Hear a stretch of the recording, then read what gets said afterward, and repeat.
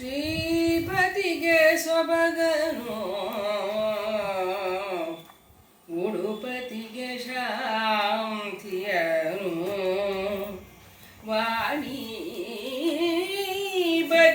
ಚಾತುರ್ಯಮಂ ದಿವಸ್ಪತಿಗೆ ಪ್ರತಾಪಮಂ ಸುರಪತಿಗೆ ಭೋಗಮಂ ರತಿಪತಿಗೆ ಮೋಲೋಕವಾವರಿಸುವ ರೂಪಂ ಸರಿತ್ಪತಿಗೆ ಗಂಭೀರತೆಯನು ಸ್ವಾಹಾಪತಿಗೆ ತೇಜಮಂ ಕೊಟ್ಟ ಗುರುಮೂರ್ತಿ ಪಂಬಾಪತಿ ವಿರೂಪಾಕ್ಷಂ ಯಮಗೆ ಇಷ್ಟ ಸಿದ್ಧಿಯ ಮಾಡ್ಕೆ ಸಂತೋಷದಿಂದ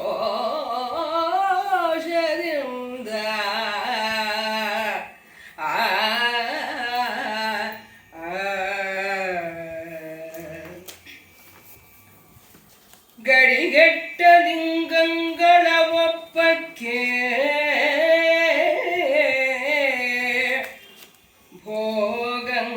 ಭೋಗಂಗಳಡಕಕ್ಕೆ ಮಂಗಳದ ಮಸಕಕ್ಕೆ ರಚನೆಗಳ ಸಡಗರಕ್ಕೆ ಬೆರಗಾಗುತ್ತ ಎಲ್ಲ ನಿರೋಧಮಂ ಮರೆದು ನೋಡುತ್ತ ಅರಸನು ನಡೆಯುತ್ತಿರಲು ಇದಿರೆದ್ದು ಮಾರಿಯ ದದಿ ಬಂದು ಕೊಡು ಹೊನ್ನನು ಇನ್ನೂ ದಳುವಿದಡೆ ಎನ್ನ ಪತಿ ಎನಗೆ ಕಡು ಮುಳಿವನು ಎಂದು ಚರೆಯುತ್ತ ನಕ್ಷತ್ರಕಂ ತುಡುಕಿ ಸರಗಂ ಹಿಡಿದನು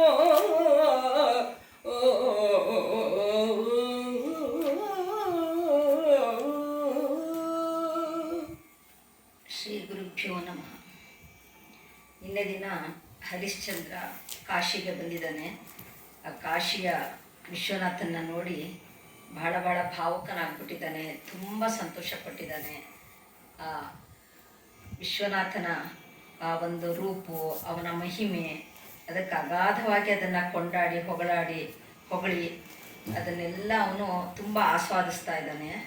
ಅವನಿಗೆ ತನ್ನ ಕಷ್ಟ, ತಾನು ಬಂದಿರೋದೇನು ಅನ್ನೋದು ಎಲ್ಲನೂ ಕ್ಷಣಕಾಲಕ್ಕೆ ಅವನು ಮರ್ತೇ ಹೋಗ್ಬಿಟ್ಟಿದೆ ಅವನಿಗೆ. ಆ ಒಂದು ಅಷ್ಟು ಒಂದು ಆ ದೇವರ ಭಕ್ತಿಯಲ್ಲಿ ಮತ್ತು ಆ ವಿಶ್ವನಾಥನ ನೋಡಿದ ಒಂದು ರೀತಿ ಉನ್ಮಾದತೆ ಆದಂತೆ ಅವನು ವರ್ತಿಸ್ತಾ ಇದ್ದಾನೆ, ಅಷ್ಟು ಸಂತೋಷಪಟ್ಟಿದ್ದಾನೆ. ಹಾಗೆ ಮುಂದುವರೆದು ವಿಶ್ವನಾಥನ ಬಗ್ಗೆ ಹೇಳ್ತಾ, ಗಡಿಗೆಟ್ಟ ಲಿಂಗಗಳು ಒಪ್ಪಕ್ಕೆ ಭೋಗ ಅಂಗಗಳ ಅಡಕಕ್ಕೆ ಮಂಗಳದ ಮಸಕಕ್ಕೆ ಅಂತ. ಅಂದರೆ ಪುನಃ ಅಲ್ಲಿನ ದೇವಸ್ಥಾನಗಳದ್ದೇ ವರ್ಣನೆ. ಅಲ್ಲಿರೋ ಲಿಂಗಗಳು ಹೇಗಿತ್ತಪ್ಪ ಅಂತಂದರೆ, ಗಡಿ ಮೀರಿ, ಅಂದರೆ ಒಂದು ಅಳತೆ ಇರುತ್ತಲ್ಲ, ಅಳತೆಗಿಂತನೂ ಮೀರಿ ಆ ಲಿಂಗಗಳು ಎತ್ತೆತ್ತರಕ್ಕೆ ಇದ್ವು, ವೈಭವಪೂರಿತವಾಗಿದ್ವು. ಭೋಗಗಳ ಅಡಕಕ್ಕೆ ಅಂದರೆ ಈ ಸರ್ಪ, ಅಂದರೆ ನೀಲಕಂಠನ ಕತ್ತಿಗೆ ಸುತ್ತಕೊಂಡಿರುವ ಒಂದು ಸರ್ಪ ಏನಿದೆಯಲ್ಲ, ಅದನ್ನೆಲ್ಲ ಆ ಲಿಂಗಗಳಲ್ಲಿ ಎಲ್ಲ ಅಂದರೆ ಅಡಕ ಮಾಡಿಟ್ಟಿದ್ರು. ಅದನ್ನೆಲ್ಲ ಅದರದ್ದು ಆ ಒಂದು ಸೌಂದರ್ಯ, ಮಂಗಳದ ಮಸಕಕ್ಕೆ ರಚನೆಗಳ ಸಡಗರಕ್ಕೆ, ಅಂದರೆ ಅಲ್ಲಿಯ ವೈಭವ, ವಿಜೃಂಭಣೆ, ಆ ಸಂಭ್ರಮ, ಮತ್ತು ಅಲ್ಲಿ ಯಾವ್ಯಾವ ರೀತಿ ಎಲ್ಲ ದೇವಸ್ಥಾನದ ರಚನೆಗಳು ಅಥವಾ ಲಿಂಗಾಕಾರಗಳು, ಅದರದ್ದು ಅಲಂಕಾರಗಳು, ಇದನ್ನೆಲ್ಲ ಭಾಳ ಆಶ್ಚರ್ಯದಿಂದ ನೋಡ್ತಾ ನಿರೋಧಮ ಮರೆತು, ಅಂದರೆ ಅವನಿಗೆ ಏನೇನು ಕಷ್ಟ ಆಗಿದೆ, ತನ್ನ ಮುಂದೆ ಏನು ಮಾಡಬೇಕು ಅನ್ನೋದು ಎಲ್ಲ ಮರ್ತು ಹೋಗ್ಬಿಟ್ಟಿದೆ ಅವನಿಗೆ.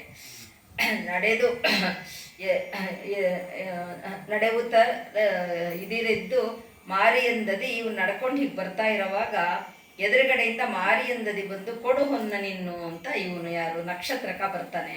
ಇವನು ಪೂರ್ತಿ ಆ ಒಂದು ದೈವಭಕ್ತಿನಲ್ಲಿ ಮುಳುಗಿದಾನೆ, ಅವನಿಗೆ ಯಾವುದ್ರದ್ದು ನೆನಪು ಸಹ ಇಲ್ಲ. ಅಂಥದ್ರಲ್ಲಿ ಇವನು ಸೀದಾ ಮಾರಿ ಥರ ಬಂದು, ಮಾರಿ ಥರ ಅಂದರೆ ಒಂದು ರೀತಿ ಅದರ ಕಾಠಿಣ್ಯ ತೋರಿಸ್ಲಿಕ್ಕೆ ಆ ಮಾರಿ ರೀತಿ ಬಂದು ಕೊಡು ಹೊನ್ನು, ಇಲ್ಲದೆ ಇದ್ರೆ ತಡ ಆದರೆ ನನ್ನ ಒಡೆಯ ನನಗೆ ಬೈತಾನೆ, ನನ್ನ ಮೇಲೆ ಕೋಪಿಸ್ಕೊತಾನೆ ಅಂತ ಹೇಳಿ ಆ ನಕ್ಷತ್ರಕ ಇವನ ಹರಿಶ್ಚಂದ್ರನ ಬಿಡ್ಲಾರ್ದೆ ಅವನ ಸೆರಗಂ ಹಿಡಿದನು. ಅವನನ್ನು ಹಿಡ್ಕೊಂಡು ನಿಂತ್ಕೊತಾನೆ. ಇವಾಗ ಬಾಕಿದೆಲ್ಲ ಬಿಡು, ಇವಾಗ ಬಾ ಇಲ್ಲಿ ನನ್ನ ದುಡ್ಡು ಕೊಡು ಅಂತ ಅನ್ಕೊಂಡು. ಕೊಟ್ಟವಧಿಯಂ ನೆನೆದು ನೋಡಿ ಹೌವನೆ ಹಾರಿ ಮುಟ್ಟಿ ಬಂದುದು ದಿನಂ ಕೈಗೊಂಡ ತೆರದವಂ ಕಟ್ಟುಗ್ರನ್ ಅಭ್ಯಾಸದವರೆಲ್ಲ ಚಾಚಲು ಒಡಪಿಲ್ಲ ನಾಂ ಕುಲಧರ್ಮವ ಬಿಟ್ಟು ತಿರಿಬವನಲ್ಲ ಓಲೈಸಿ ನೆರೆಲಜ್ಜೆಗೆಟ್ಟು ಬೇಡುವಡೆ ಇಲ್ಲಿ ದೊರೆಯಿಲ್ಲ ಕೃಷಿಯಿಂದ ಹುಟ್ಟಿಸುವೆನು ಎಂಬಡೆ ಇಲ್ಲ ಇನ್ನೇನು ಎಂದು ಮರುಗಿದನು ಅರಸನು.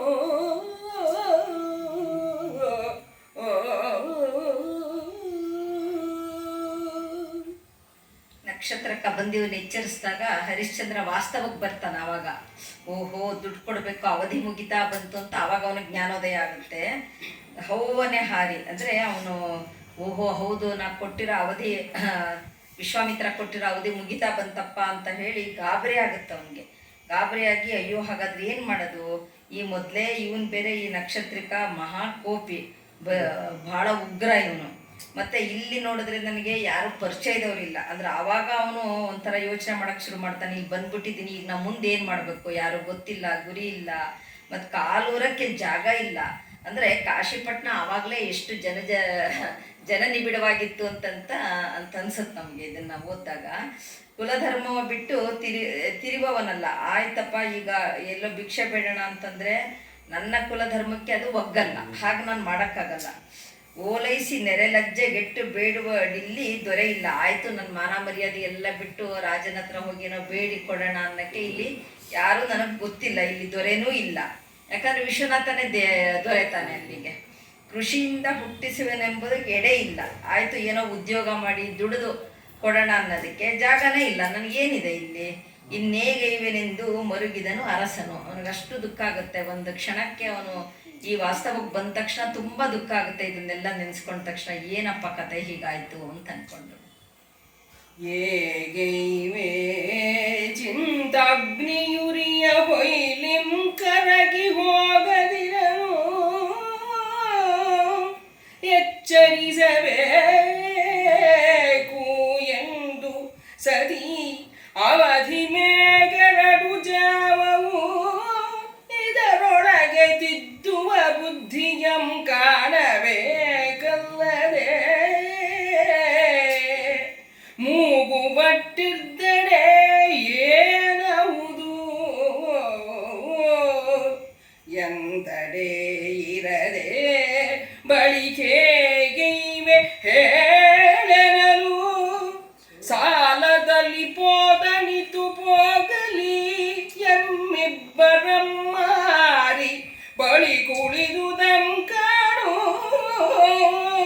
ಸಾಲದಲ್ಲಿ ಪೋದನಿತು ಪೋಗಲಿ ಎಮ್ಮಿಬ್ಬರಂ ಮಾರಿ ಬಳಿ ಕುಳಿದುದಂ ಕಾಣು ನಡೆ ನಡೆ ಎಂದಳು.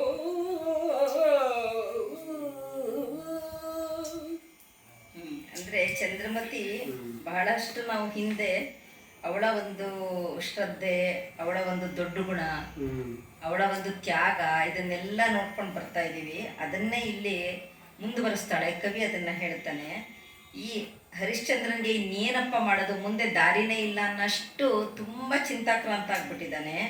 ಹೇಗೆ ಮಾಡೋದು, ಇನ್ನು ಹೇಗೆ ಮಾಡೋದು, ಅದು ಏನು ಇರೋದೇ ಇನ್ನು ಭಾಳ ಕಡಿಮೆ ಅವಧಿ. ಅಷ್ಟು ಚಿಂತಾಕ್ರಾಂತ ಆದಾಗ ಇವಳು ಅರ್ಧಾಂಗಿ, ಇವಳು ಬೆಟರ್ ಆಫ್ ಅಲ್ಲ, ಬೆಸ್ಟ್ ಆಫ್ ಇವಳು. ಹಾಗಾಗಿ ಇವಳು ಯೋಚನೆ ಮಾಡ್ತಾಳೆ, ಅಯ್ಯೋ ಇವನಿಗೆ ಇದೇ ಥರ ಬಿಟ್ಟರೆ ಯೋಚನೆ ಮಾಡಿ ಮಾಡಿ ಕರಗೆ ಹೋಗ್ಬಿಡ್ತಾನೆ ಇವನು ಅಂದ್ಕೊಂಡು ಎಚ್ಚರಿಸಬೇಕೆಂದು ಆವಾಗ ಅವನನ್ನು ಎಚ್ಚರಿಸ್ಬಿಟ್ಟು ಅವಧಿ ಮೇಗೆರಡು ಜಾವದಳು, ಇನ್ನು ಇರೋದೇನೆ 2 ಜಾವ ನಮಗೆ ಅವಧಿ ಅಂದರೆ. ಈಗ ಇನ್ನು 2 ಜಾವ ಇದೆ ಅಂದರೆ ಇನ್ನು 2 ದಿವಸ ಹೆಚ್ಚು ಕಡಿಮೆ ಅದು ಅಷ್ಟರೊಳಗೆ ನಾವು ಏನಾದರೂ ಅದಕ್ಕೇನಾದರೂ ಉಪಾಯ ಮಾಡಬೇಕು, ಆ ಸಾಲವನ್ನು ನಾವು ತೀರಿಸಲೇಬೇಕು. ಹೀಗೆ ಚಿಂತಿಸ್ತಾ ಕೂತಿದ್ರೆ ಅದರಿಂದ ಏನು ಪ್ರಯೋಜನ ಆಗಲ್ಲ ಅಂತ ಹೇಳ್ತಾಳೆ. ಅದಕ್ಕೆ ಆಮೇಲೆ ಹೇಳ್ತಾನೆ ಅವನು, ಹಾಗಾದ್ರೆ ಏನು ಮಾಡಬೇಕು ನಾವು ಅಂತ. ಸಾಲದಲ್ಲಿ ಪೋದನಿತು ಪೋಗಲಿ ಎಮ್ಮಿಬ್ಬರಂ ಮಾರು, ಅಷ್ಟೇ, ಇನ್ನೇನು ಮಾಡೋಕ್ಕಾಗಲ್ಲ, ದಾರಿ ನಮ್ಮಿಬ್ಬರನ್ನು ಮಾರು ಹಾಕ್ಬಿಡು ಅಂತ. ಬಳಿಕ ಉಳಿದ ಮುಂದೆ ನೋಡೋಣ, ಈಗಂತೂ ಸದ್ಯಕ್ಕೆ ನಮ್ಮನ್ನು ಮಾರು, ಉಳಿದಿದ್ದೇನಾಗುತ್ತೋ ಮುಂದೆ ನೋಡೋಣ, ಆಮೇಲೆ ಇದು ಅದೊಂದೇ ದಾರಿ ಅಂತ ಹೇಳಿ, ಅಂದರೆ ವಿಶ್ವಾಮಿತ್ರ ಅವ್ರನ್ನ ಯಾವ್ಯಾವ ಸ್ಥಿತಿಗೆ ಕೊಂಡೊಯ್ತಾ ಇದ್ದಾನೆ ಅನ್ನೋದನ್ನ ನೋಡ್ತಾ ಹೋಗ್ತೀವಿ. ಒಂದೊಂದು ಸ್ಟೆಪ್ಪುನು ಹೇಗೆ ಮಾಡ್ತಾ ಹೋಗ್ತಾ ಇದ್ದಾನೆ. ಕಡು ನಿರೋಧಂಗೊಳಿಸಿ ದೇಶದಿ ಪರದೇಶ ಕೊಡವರಿಸುತ್ತಲ್ಲದೆ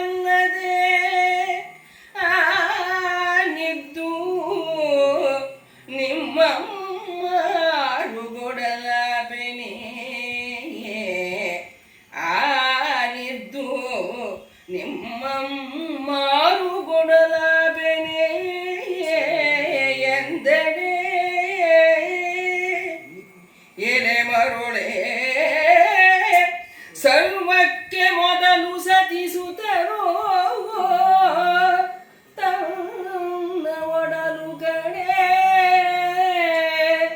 ಸತ್ಯಕ್ಕೆ ನೇಮಕ್ಕೆ ಬಂಧನಕ್ಕೆ ಎಡೆಯಲಿ ಅಳುಪರು ಶಿವ ಮನಂ ನೋಡ್ಪನೈ ಲಜ್ಜೆಗೆಡದೆ ಎಮ್ಮ ಮಾರು ಮತ್ತಾದುದಾಗಲಿ ಎಂದಡೆ ಅವನಿಪನು ಒಡಂಬಟ್ಟನು.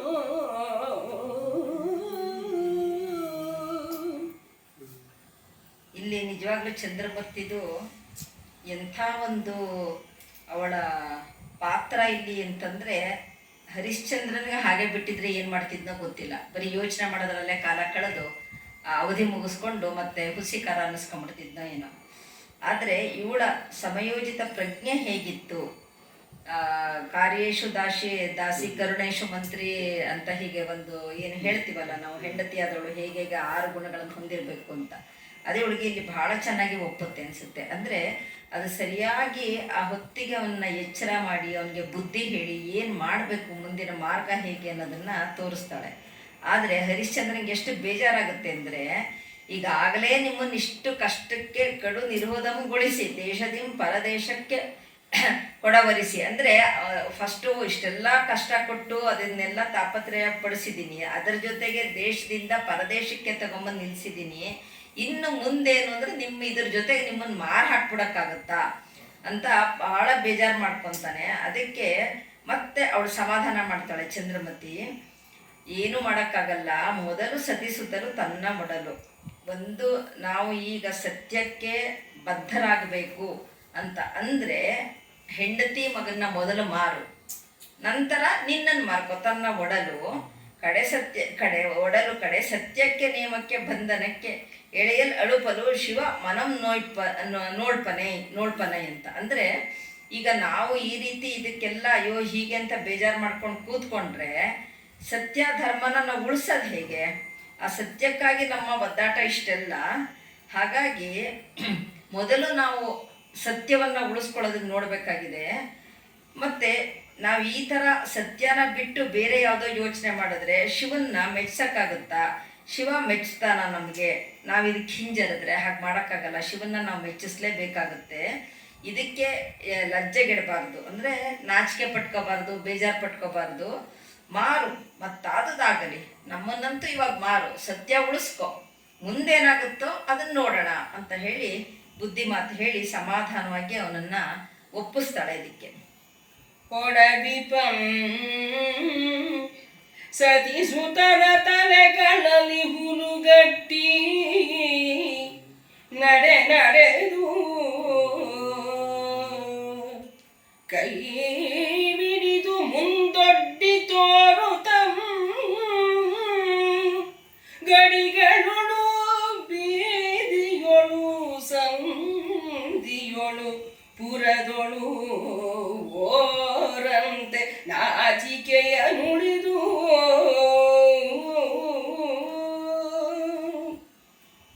ಕೊಡವಿಪ ಹರಿಶ್ಚಂದ್ರ ಭೂವರನ ತನಯನಂ ಮಡದಿಯಂ ಮಾರುಗೊಂಬ ಅಧಿಕರಿಲ್ಲ ಎಂದು ನಿಡುಸರದೊಳು ಒರಲಿ ಜನಕ್ಕೆ ಅರುಪುತ್ತ ತೊಳಲಿದಂ ಮಡದಿಯಂ ಮಾರುಗೊಂಬ ಅಧಿಕರಿಲ್ಲ ಎಂದು ಜನಕ್ಕೆ ಅರುಪುತ್ತ ತೊಳಲಿದಂ ಸತ್ಯನಿಧಿ ಭೂಪಾಲ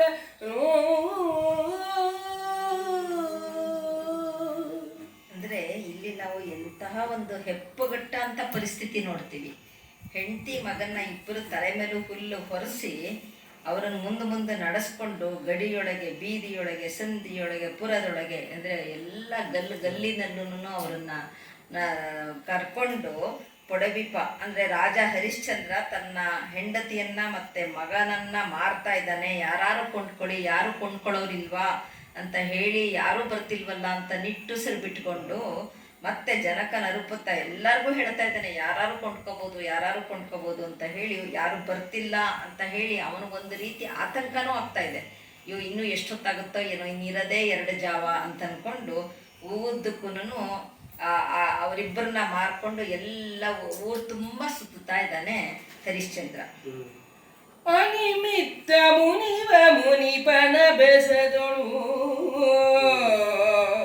ಅಗ್ನಿ ವಿಪ್ರನ ವೇಷದಿಂದ ಬಂದು ವಸತಿ ಪುತ್ರರನಿಬರು ಅವರೆಂದರೆ ಇವರಿಬ್ಬರೇ ಎನಲು ಅವನವನನ್ನು ಈ ವನಿತೆ ಮುಪ್ಪಿನವಳು ಮನೆಯೊಳಿನ್ನೊಳ್ಳಿತ ಹರಾರುಂಟು ತಾಯಂದಡೆ ಎನಗೆ ಉಳ್ಳರಿವರಯ ಕೊಂಡು ಎನ್ನ ಸಾಕಿಕೊಳ್ಳೆನೆ ಬೆಲೆಯ ಹೇಳೆನಗೆ ಲಾಗಾಗೆ ಹೊಂಗೊಡುವೆನು 7 ದಿನಕ್ಕೆ ಎಂದನು. ಅಂದರೆ ಆ ಶೋಚನೀಯ ಪರಿಸ್ಥಿತಿ ಮುಂದುವರಿತಾ ಹೋಗ್ತಾ ಇದೆ. ಅನಿಮಿತ್ತ ಮುನಿಪನ ಬೆಸದೋಳು ಅಗ್ನಿ ವಿಪ್ರನ ವೇಷದಿಂ ಬಂದನು. ಅಂದರೆ ವಿನಾಕಾರಣ ಕೋಪಿಸ್ಕೊತಾ ಇರ್ತಾನೆ. ಯಾವುದು ಈ ಕೌಶಿಕನಿಗೆ ಕೋಪಿಸ್ಕೊಳ್ಳೋದಕ್ಕಿಂತ ಒಂದು ಕಾರಣನೇ ಬೇಕಾಗಿರಲ್ಲ. ವಿನಾಕಾರಣ ಕೋಪಿಸ್ಕೊಳ್ಳೋಂಥ ಈ ಒಬ್ಬ ಮುನಿ ಏನಿರ್ತಾನಲ್ಲ, ಅವನು ಇವನಿಗೆ ಯಾರು ವಿಪ್ರನ ವೇಷದಿಂದ ಬಂದ ಸತಿಪುತ್ರ ಅಂದರೆ ಇವನಿಗೆ ಆಜ್ಞೆ ಮಾಡ್ತಾನೆ. ಯಾರಿಗೆ? ಅಗ್ನಿಗೆ. ನೀನು ವಿಪ್ರನ ಬ್ರಾಹ್ಮಣನ ವೇಷದಲ್ಲಿ ಹೋಗಿ ಆ ಸತಿಪುತ್ರ ಇಬ್ಬರನ್ನು ನೀನು ಕೊಂಡುಕೋ ಅಂತ ಅಂದ್ಕೊಂಡು. ಅಂದರೆ ಪ್ರತಿಯೊಂದು ಹೆಜ್ಜೆಯಲ್ಲೂ ಅವನು ಯಾವ್ಯಾವ ರೀತಿ ಇವ್ರನ್ನ ಆಟ ಆಡಿಸ್ತಾ ಇದ್ದಾನೆ, ಕಿರುಕುಳ ಕೊಡ್ತಾ ಇದ್ದಾನೆ ಅನ್ನೋದನ್ನ ಕವಿ ಹೇಳ್ತಾ ಹೋಗ್ತಾನೆ. ಅವನು ಬಂದ್ಬಿಟ್ಟು ಯಾರನ್ನಪ್ಪ ನೀನು ಮಾರ್ತಾ ಇದ್ದೀನಿ ಅಂತ ಇದೆಯಲ್ಲ, ಯಾರು ಅಂತ ಕೇಳ್ತಾನೆ. ಆ ವಿಪ್ರ ಬಂದು ಕೇಳಿದಾಗ ಅದೇ ಇಲ್ಲೇ ಇವರಿಬ್ರು ಇದಾರಲ್ಲ ಅಂತ. ಓ ಇವರಿಬ್ರಾ? ಇದರಲ್ಲಿ ಆ ಹುಡುಗ ಚಿಕ್ಕವನು, ಅಬಲ ಅವನು, ಇವಳು ವನಿತೆ ಮುಪ್ಪಿನವಳು, ಇವರಿಬ್ರು. ಮತ್ತೆ ಬೇರೆ ಯಾರಿದ್ದಾರೆ ಹೇಳು, ಇನ್ಯಾರಾದರೂ ಸರಿಯಾಗಿರೋರನ್ನು ಕೊಂಡ್ಕೊತೀನಿ ಅನ್ನೋ ಅರ್ಥದಲ್ಲಿ ಹೇಳ್ತಾನೆ.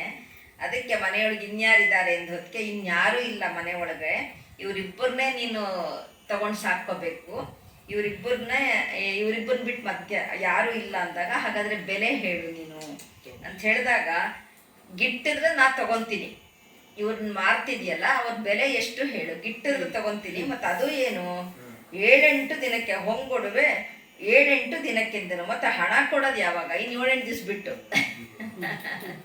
ಈಗ ಹಣ ರೆಡಿ ಇಲ್ಲ, ಇವಾಗ ಕರ್ಕೊಂಡೋಗಿ ನೋಡ್ತೀನಿ, ಆಮೇಲೆ ಗಿಟ್ಟಿದ್ರೆ ಕೊಡ್ತೀನಿ ಅನ್ನೋ ಥರ ಅವನು ಮಾತಾಡ್ತಾನೆ ವಿಪ್ರ, ಅಂದರೆ ಅಗ್ನಿ ರೂಪದಲ್ಲಿದ್ದ ವಿಪ್ರ. ಇಂದು ಬೈಯಿಂದೊಳಗೆ ರಾಶಿ ಹೊನ್ನಂ ಕೊಡುವೆನೆಂದು ಭಾಷೆಯನಿದ್ದನು. ಬರಿಯದಿದ್ದಡೆ ಹಾನಿ ಬಂದಬಹುದು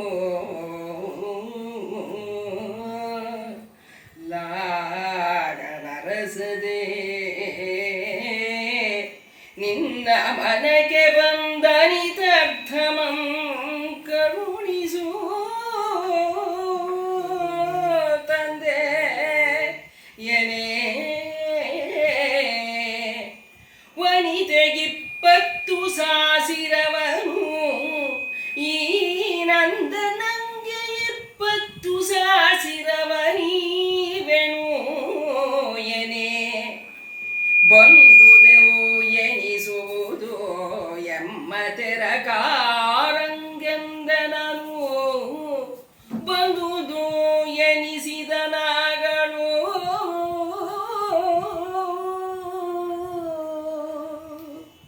ಎಷ್ಟು ಪಕ್ಕಾ ವ್ಯಾಪಾರಸ್ಥರ ಥರ ಇಲ್ಲಿ ವ್ಯಾಪಾರ ನಡೀತಾ ಇದೆ ಅನ್ನೋದು ನಮಗೆ ಕವಿ ತೋರಿಸ್ತಾನೆ. ನಿನಗೆ 7-8 ದಿವಸ ಅವಧಿ ಕೊಡೋಷ್ಟು ಅವಧಿ ಇಲ್ಲ ನನ್ನ ಹತ್ರ. ಯಾಕಂದ್ರೆ ಇವತ್ತು ಸಾಯಂಕಾಲದೊಳಗೂ ನಾನು ಒಂದು ರಾಶಿ ಹೊನ್ನು ಕೊಡಬೇಕಾಗಿದೆ ನಮ್ಮ ಒಡೆಯನಿಗೆ.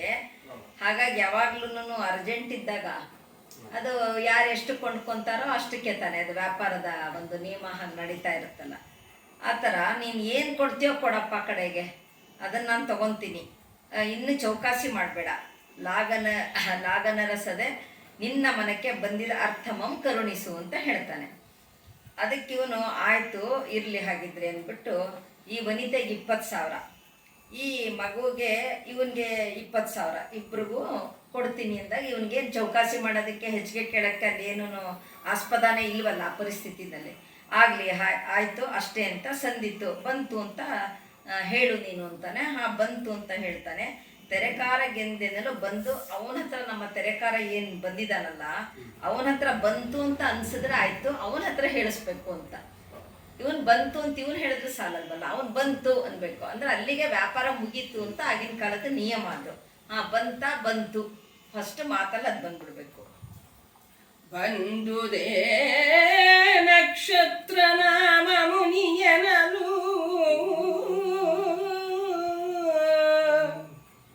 ಏನು ಬಂದುದು ಆ ಬಂದ ದಿನ ಮೊದಲೆಂದು ತನಕ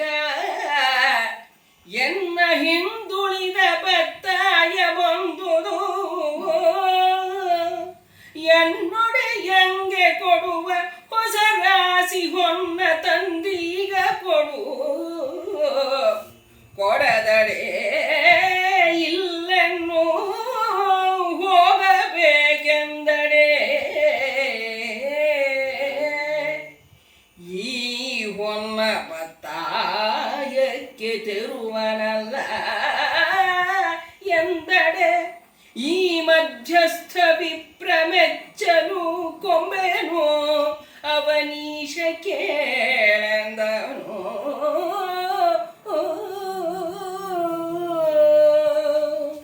ಅಂದ್ರೆ ಹೆಜ್ಜೆ ಹೆಜ್ಜೆಗೂ ಯಾವ್ಯಾವ ರೀತಿ ಪರೀಕ್ಷೆ ನಡೀತಾ ಇದೆ ಹರಿಶ್ಚಂದ್ರನಿಗೆ ಅಂತ ನೋಡ್ತಾ ಇದೀವಿ ನಾವಿಲ್ಲಿ. ಇವನು ಕೇಳ್ತಾನೆ ಹರಿಶ್ಚಂದ್ರ, ಆಯ್ತಪ್ಪ ನಕ್ಷತ್ರಿಕ ಆಯ್ತಲ್ಲ ಅವನು ನಕ್ಷತ್ರಕನಿಗೆ ಬಂತ ಸಂದತ ಹಣ ನಿನಗೆ ಬರಬೇಕಾಗಿತ್ತು ಅಂತ. ಎಲ್ಲಿ ಬಂತು? ಬಂದಿದೆ.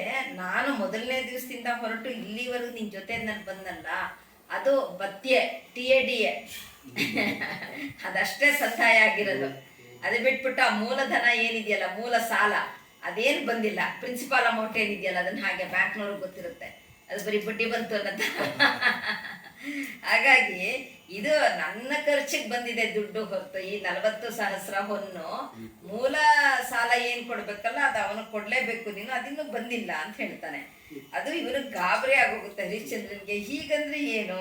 ಹೊನ್ನ ಬತ್ತಾಯಿಕೆ ತೆರುವನ ಮಧ್ಯಸ್ಥ ವಿಪ್ರ ಮೆಚ್ಚಲು ಕೊಂಬೆ. ಆಯ್ತಪ್ಪ ನೀನು ಇವಾಗ ಹೇಳು, ಈ ತರ ಇವನು ಯಾರು ಕೊಂಡ್ಕೊಂತ ಇದ್ದಾನಲ್ಲ ಅವನಿಗೆ ಕೇಳು, ಅವನೇನಾದ್ರೂ ಹೂ ಅಂತಂದ್ರೆ ಅವಾಗ ನೋಡೋಣ. ಇದು ನನಗೆ ಇದು ಬಂದಿಲ್ಲ, ನನಗೆ ಪೂರ್ತಿ ಸಾಲ ಸಂದಾಯ ಆಗಿಲ್ಲ, ಬರೀ ಇದಿಷ್ಟು ಬತ್ಯ ಮಾತ್ರ ಬಂತು ಅಂತ ಅದನ್ನ ಹೇಳ್ತಾನೆ. ಈತನು ಇನಿತರ್ಥವಂ ಕೊಂಬುದುಚಿತವೇ ಹೇಳುತ್ತಾತ ಪಕ್ಷೀಕರಿಸದೆ ಎಂದೆನಲು ನಾಲ್ಕೆರಡು ಮಾತುಂಗದುದ್ದಗರ್ಥದ ಸಾಲವಂ ಬೇಡ ಬಂದವಂಗೆ ಇನಿತು ಘನವೇ ಭೂತಳಾಧಿಪ ಮುನಿದು ಬೇಡನು ಇದ್ದುದನೆಂಬೆನು ಈತಗಿದು ಮರ್ಯಾದೆಯನೇ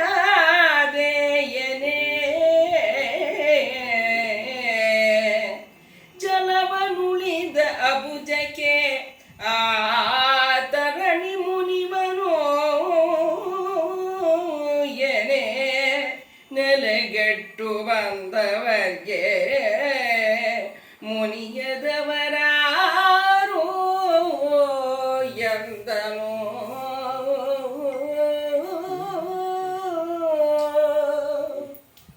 ಅಪ್ಪ ಮತ್ತೆ ಹರಿಶ್ಚಂದ್ರ ಹೇಳ್ತಾನೆ, ಯಾರು ವಿಪ್ರ ಇರ್ತಾನಲ್ಲ ಅವನಿಗೆ ಕೇಳ್ತಾನೆ, ಅಲ್ಲಪ್ಪ ಇವನು ಈ ಥರ ಹೇಳ್ತಾ ಇರೋದು ನ್ಯಾಯನ ತಾತ ಪಕ್ಷೀಕರಿಸದೆ ಅಂದರೆ ನಿಷ್ಪಕ್ಷಪಾತವಾಗಿ ಹೇಳು, ಇಂಪಾರ್ಷಿಯಲ್ ಆಗಿ ನೀನು ಯಾರ ಕಡೆನೂ ವಾಲ್ದೆ ಹೇಳು.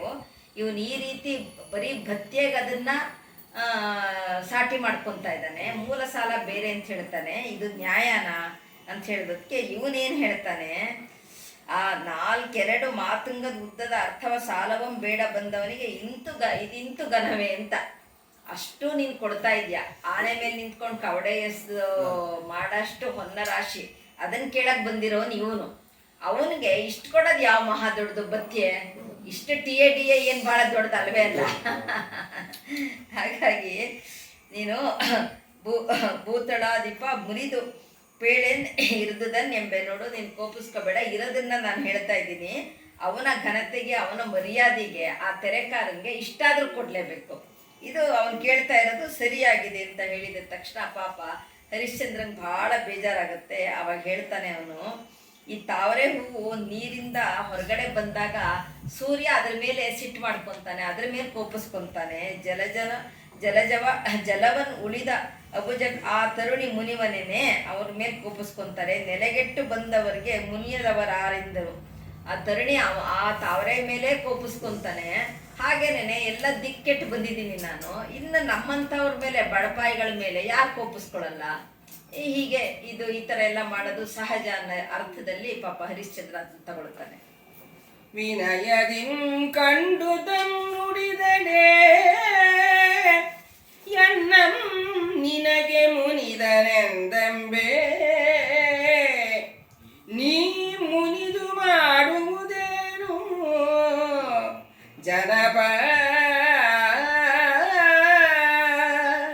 ಎಂ ಒಡವೆ ಎಂ ಕೊಂಡೀಗ ಹೋದೆವೆಂದು ಏಳೆಲೆಗೆ ಸವಡಿದತ್ತೆ ಮನೆಯ ಕೆಲಸಕ್ಕೆ ನಡೆ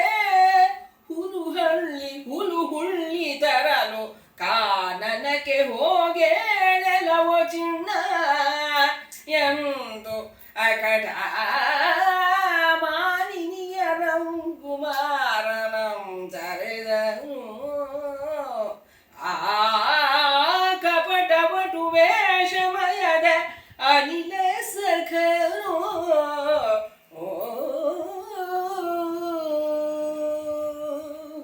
ಎಷ್ಟು ಚೆನ್ನಾಗಿ ಹೇಳ್ತಾನೆ. ಹೌದಪ್ಪ, ನೀ ಕೇಳದೆ, ಅದಕ್ಕೆ ನಾನು ಹೇಳಿದೆ, ಇದ್ದಿದ್ದಾಗ ಹೇಳಿದೆ. ಅದು 40,000 ಅವನ ಮರ್ಯಾದೆಗೆ ತಕ್ಕನಾಗಿರೋ ಭತ್ಯೆ ಅದು. ಅದನ್ನು ಹೇಳಿದ್ರೆ ಕಂಡಾಗ ಹೇಳಿದ್ರೆ ಕೆಂಡದಂಥ ಕೋಪ ಅಂತ ನುಡಿಗಟ್ಟೆ ಇದೆಯಲ್ಲ, ಅದನ್ನ ಹೇಳಿದೆ. ಅದಕ್ಕೆ ನೀನು ಹಾಗೆ ಹೇಳ್ತಾ ಇದೀಯಾ, ಆಗ್ಲಿ ಬಿಡು. ಈಗ ನನ್ನ ಮೇಲೆ ನೀನು ಮುನಿಸ್ಕೊಂಡು ಆಗ್ಬೇಕಾಗಿರೋದೇನು, ಇವನು ಕೋಪಿಸ್ಕೊಂಡ್ರೆ ಎಷ್ಟಕ್ಕೆ ಬಿಟ್ರೆ ಅಷ್ಟು, ಅವನಿಗೇನು ಅದರಿಂದೇನು ತೊಂದರೆ ಇಲ್ಲ.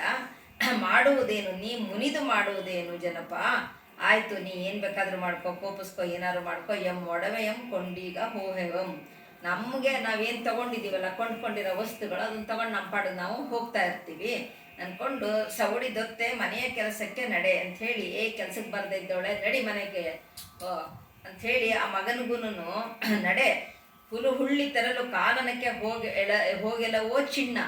ಇನ್ನೆಲ್ಲ ಸಣ್ಣ ಹುಡುಗನ್ಗೂ ಆ ಕಾಡು ಹೋಗ್ಬಿಟ್ಟು ಸೌದೆ ಪುರುಳೆ ಗಿರುಳೆ ಎಲ್ಲ ಆಯ್ಕೊಂಬರ್ಬೇಕಲ್ಲ, ಅದನ್ನೆಲ್ಲ ಮಾಡೋದಿದೆ, ನಡೀರಿ ನಡೀರಿ ಅಂತ ಹೇಳಿ ಆ ಕಪಟವಟ ವೇಷದಲ್ಲಿದ್ದ ಅನಿಲ ಸಖ ಅಂದರೆ ಗಾಳಿಯ ಮಿತ್ರ ಅಗ್ನಿ ಅನಿಲ ಸಖ, ಅದಕ್ಕೆ ನಡಿ ನಡಿ ಅಂತ ಹೇಳಿ ಅಗ್ನಿ ಅವರಿಬ್ಬರನ್ನು ಬೆದರ್ಕೊಂಡು ಬೈಕೊಂಡು ಅವ್ರನ್ನ ಕರ್ಕೊಂಡು ಹೊರಡ್ತಾನೆ. ಓ ಹೆನೆ ತಂದೆ ಬೊಪ್ಪಯ್ಯ ಎಂದೆಂದು ಕರುಣೇಹದಿಂದಪ್ಪಿ ಕರುಣಂ ದೋರಿ ಕಂಬನಿಯ ಕಾಹುನಲೊಳದ್ದುವ ಕುಮಾರನ ಕಾಗೆರಗಿ ತಲೆವಾಗಿ ನಿಂದ ಸತಿಯ ಹೊಡೆಯರಾನಿರಲು ಮಾರಿದವನಂ ಕೇಳುವ ಸಾಹಸವ ನೋಡು ಎಂದು ಕೆಡೆ ಹೊಯ್ದು ನೂಕಿ ನಿಜ ಗೇಹಕ್ಕೆ ಜರೆಯುತ್ತ ಕೊಂಡೊಯ್ದನು. ಅವನಿಪನ ಮನ ಮರುಗ ಬೇಹುದೆಂದು ಬೇಹೊಡೆಯನಾನಿರಲು ಮಾರಿದವನಂ ಕೇಳುವ ಸಾಹಸವ ನೋಡು ಎಂದು ನೀನು ಕೆಡೆ ಹೊಯ್ದು ನೂಕಿ ನಿಜ ಗೇಹಕ್ಕೆ ಜರೆಯುತ್ತ ಕೊಂಡೊಯ್ದನು. ಅವನಿಪನ ಮನ ಮರುಗಬೇಹುದು ಎಂದು. ಇವರನ್ನ ಕೊಂಡುಕೊಂಡ ಒಡೆಯ ಏನೇನು ಮಾಡ್ದ ಅನ್ನೋದನ್ನ ನಮ್ಮ ಪ್ರಭಾವತಿಯವರು ಪೂರ್ತಿ ಅದನ್ನ ಪದಗಳಲ್ಲಿ ಅಷ್ಟು ಚೆನ್ನಾಗಿ ಅರದು ಬಿಟ್ಟಿದ್ದಾರೆ. ಹಾಗಾಗಿ ಅದಕ್ಕೆ ಹೆಚ್ಚು ವ್ಯಾಖ್ಯಾನನೇ ಬೇಡ ಅನ್ಕೊಂತೀನಿ. ಕೋಹೆನೆ ತಂದೆ ಬೊಪ್ಪಯ್ಯ, ಹೋಗಿ ಬರ್ತೀನಿ ಅಪ್ಪ ಅಂತ ಅನ್ಕೊಂಡು ಆ ಮಗು ಅವರ ಅಪ್ಪನ್ನ ಹಿಡ್ಕೊಂಡು ತಪ್ಪುಕೊಂಡು ಕಂಬನಿಯ ಕಾಹೊನಲ್ ಒಳಲ್ ಅದ್ದುವ ಕುಮಾರನಮ್ಮ ಅಂದರೆ ಅದರ ಕಣ್ಣೀರು ಒಳ್ಳೆ ಕೋಡಿಯಾಗಿ ಪ್ರವಾಹ ಥರ ಹರಿತಾ ಇದೆ, ಅಪ್ಪನ ಬಿಟ್ಟು ಹೋಗ್ಬೇಕು ಅಂತ ಅನ್ಕೊಂಡು. ಕಾಲ್ಗೆರಗಿ ತಲೆವಾಗಿ ನಿಂದ ಸತಿ, ಪಾಪ ಕಾಲಿಗೆ ಬಿದ್ದು ನಮಸ್ಕಾರ ಮಾಡ್ತಾ ಇದ್ದಾಳೆ ಹೆಂಡತಿ. ಅದಕ್ಕೆ ಇವನ್ಗೆ ಅಷ್ಟಕ್ಕೇನೆ ಈ ಅಗ್ನಿಗೆ ವಿಪ್ರನಿಗೆ ಕೋಪ ಬರುತ್ತೆ. ಬೇಹೊಡೆಯ ನಾನಿರಲು, ಕೊಂಡ್ಕೊಂಡವನು ನಾನು, ಈಗ ಅವನಿಗೇನು ಅಧಿಕಾರ ಇದೆ ಮಾರ್ದವನಿಗೆ? ಅವನನ್ನು ಬಿಟ್ಬಿಟ್ಟು ಅವನ ಅಧಿಕಾರ ಸಮಾಪ್ತಿ ಆಗಿದೆ, ನೀವು ಅವನಿಗೆ ಯಾವುದೇ ರೀತಿಯಾದ ಹಕ್ಕು ಇಲ್ಲ ನಿಮ್ಮ ಮೇಲೆ, ನನ್ನನ್ನು ಬಿಟ್ಬಿಟ್ಟು ಅವನ ಪರ್ಮಿಷನ್ ಏನು ನೀವು ತಗೊತಾ ಇದ್ದೀರಾ ಅಂತ ಹೇಳಿ ಬನ್ನಿ ಬನ್ನಿ ಈ ಕಡೆಗೆ ಅಂತ ಹೇಳಿ ಕೆಡೆ ಹೊಯ್ದು ನೂಕಿ ನಿಜ ಗೇಹಕ್ಕೆ ಜರೆ ಉತ್ತ ಅವರಿಬ್ಬರಿಗೂ ಬೈದು ಗದರ್ಕೊಂಡು ಅಟ್ಕೊಂಡು ನಡೀರಿ ನಡೀರಿ ಅಂತ ಹೇಳಿ ಆ ರಾಜನಿಗೆ ಇನ್ನೊಂದಿಷ್ಟು ಮನಸ್ಸಿಗೆ ಬೇಜಾರಾಗಬೇಕು ಆ ರೀತಿ ವರ್ತನೆ ತೋರಿ ಅವರನ್ನ ಕರ್ಕೊಂಡು ಹೋಗ್ತಾನೆ, ನೂಕೊಂಡು ಅವ್ರನ್ನ ಎಳ್ಕೊಂಡು ಹೋಗ್ತಾನೆ ಅನ್ನೋ ಅರ್ಥದಲ್ಲಿ ಬರೆದಿದ್ದಾನೆ ಕವಿ. ಖಗವಂಶದ ಇಕ್ಷ್ವಾಕು ಭೂವರನ ಪೀಳಿಗೆಯೊಳು ಒಗೆದ ತ್ರಿಶಂಕು ವಸುಧಾಧಿನಾಯಕನ ಹೆಮ್ಮಗ ಹರಿಶ್ಚಂದ್ರನ ಮಾರುಗೊಂಡು ಓಲೈಸಿ ಕೊಂಬರಿಲ್ಲ ಎನ್ನುತ್ತ ಬಗೆ ಬಗೆದು ಪುರದ ಕೇರಿಯ ಮನೆಯೊಳು ಅಡ್ಡ ಬೀದಿಗಳ ಬೀದಿಯ ನಿಂದನರವಿಗಳ ಜನಮು ಮಮ್ಮಿಗೆ ಕೇಳಿಸುತ್ತ ತೊಳಲಿದನು. ಮಧ್ಯಾಹ್ನ ಮೊದಲಾಗಿ ಕಡೆ ಹಗಲ ತನಕ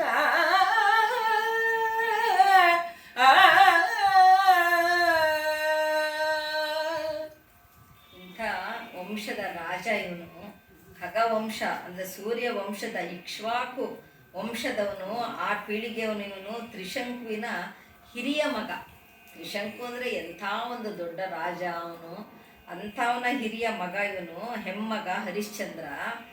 ಅವನು ನಾನು ಮಾರ್ಕೊತಾ ಇದ್ದೀನಪ್ಪ, ನನ್ನನ್ನು ಯಾರು ಕೊಂಡ್ಕೊಳ್ಳಿ ಅಂತ ಹೇಳಿ ಪುರದ ಕೇರಿಯೊಳಗೆ ಬಗೆ ಬಗೆದು ಮನೆಗಳ ನಡುವೆ ಬೀದಿಯಲ್ಲಿ ಎಲ್ಲ ಬೀದಿ ಗಲ್ಲಿ ಊರೂರು ಎಲ್ಲ ಸುತ್ತುತ್ತಾ ಇದ್ದಾರೆ. ನಾನು ಇಂಥ ವಂಶಕ್ಕೆ ಸೇರಿದ ರಾಜ, ನನ್ನನ್ನು ಕೊಂಡುಕೊಳ್ಳಿ ಅಂತ ಹೇಳಿ ಬೆಳಗ್ಗೆಯಿಂದ ರಾತ್ರಿವರೆಗೂ ಸಾಯಂಕಾಲದವರೆಗೂ ಈ ಥರ ಕೂತ್ಕೊಂಡು ಓಡಾಡ್ತಾ ಇದ್ದಾನೆ ಎಲ್ಲ ಕಡೆ. ತನ್ನನ್ನು ತಾನು ಮಾರ್ಕೋಬೇಕಾಗಿದೆ, ಯಾಕಂದರೆ ಈಗ ಅವಧಿ ಮುಗಿದೋಗ್ಬಿಡುತ್ತೆ.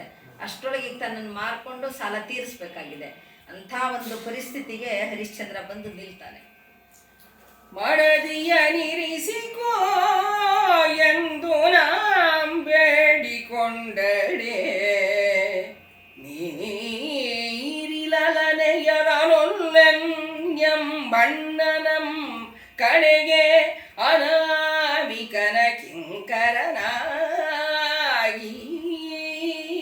ಸುಡುಗಾಡ ಕಾವಂತೆ ಮಾಳ್ಪೆನ್ಯೆಂದು ಕಡೂರ್ಖ ಕೌಶಿಕ ಕಾಲನಂ ಕರೆದು ನೀ ಬಿಡದೆ ಅನಾಮಿಕನಾಗಿ ಧನವನಿತ್ತು ಅರಸನಂ ತಡೆ ಎಂದು ಮುನ್ನೊಂದು ತಿಂಗಳು ಬಿಡದೆ ಅನಾಮಿಕನಾಗಿ ಧನವನಿತ್ತು ಅರಸನಂ ಮುನ್ನೊಂದು ತಿಂಗಳು ತಡೆಯನೆ ಕಳುಹೆ ಬಂದ ಹೊತ್ತ ಹಾರಿದ್ದನು.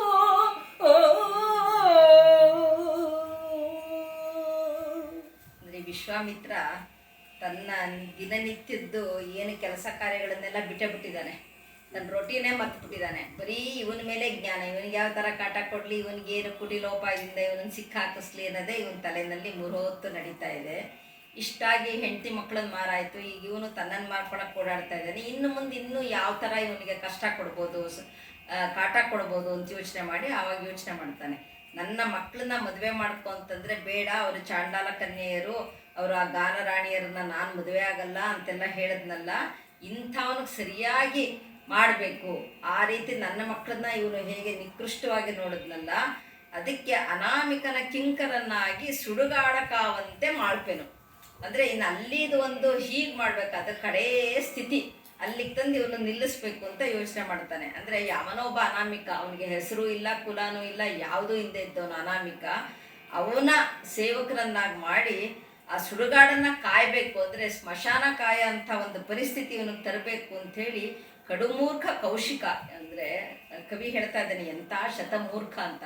ಶತಮೂರ್ಖ ಅಲ್ಲ, ಅವನು ಬಹಳ ಕೆಟ್ಟವನು, ಬಹಳ ಇಂಥ ಒಂದು ಕುಟಿಲಜ್ಞ ಅಂತ ಅನ್ಬೋದು. ಕೌಶಿಕಂ ಕಾಲನಂ ಕರೆದು ಯಮರಾಯನ್ ಕರೀತಾನೆ. ಯಮನನ್ನು ಕರೆದು ನೀನು ಬಿಡದೆ ಇವನನ್ನು ಅನಾಮಿಕಂತರಾಗಿ ಅವನಿಗೆ ಹಣ ಎಲ್ಲ ಕೊಟ್ಟು ಇನ್ನು 1 ತಿಂಗಳು ಅವನನ್ನು ಸರಿಯಾಗಿ ಬೆಡ್ಡೆತ್ಬೇಕು, ಅವನು ಹಿಡ್ಕೊಂಡು ಅಂತ ಹೇಳಿ ಅವನಿಗೆ ಆಜ್ಞೆ ಮಾಡ್ತಾನೆ. ಅದರಂತೆ ಯಮ ಬರ್ತಾನೆ.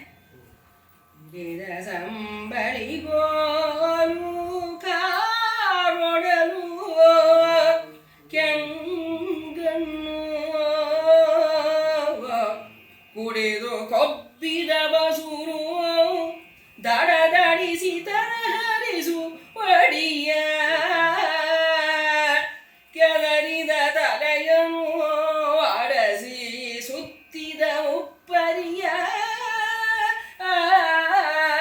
ಭಾರಿ ಕಡ್ಡಣಿಗೆಯ ಬಿಡದೆ ಠರ್ರನೆ ತೇಗಿ ನೆರವಿ ಎಂಬೈವ ಬಿರು ನುಡಿಯ ಕಲಿವೀರ ಬಾಹುಕ ಬರುತ್ತಂ ಮಾರುಬಡೆ ಕೊಂಡು ಹೊಂಗೊಡುವೆನೆಂದು ತನ್ನ ಹಡಪಿಗನಿಂದ ಕೇಳಿಸಿದರು.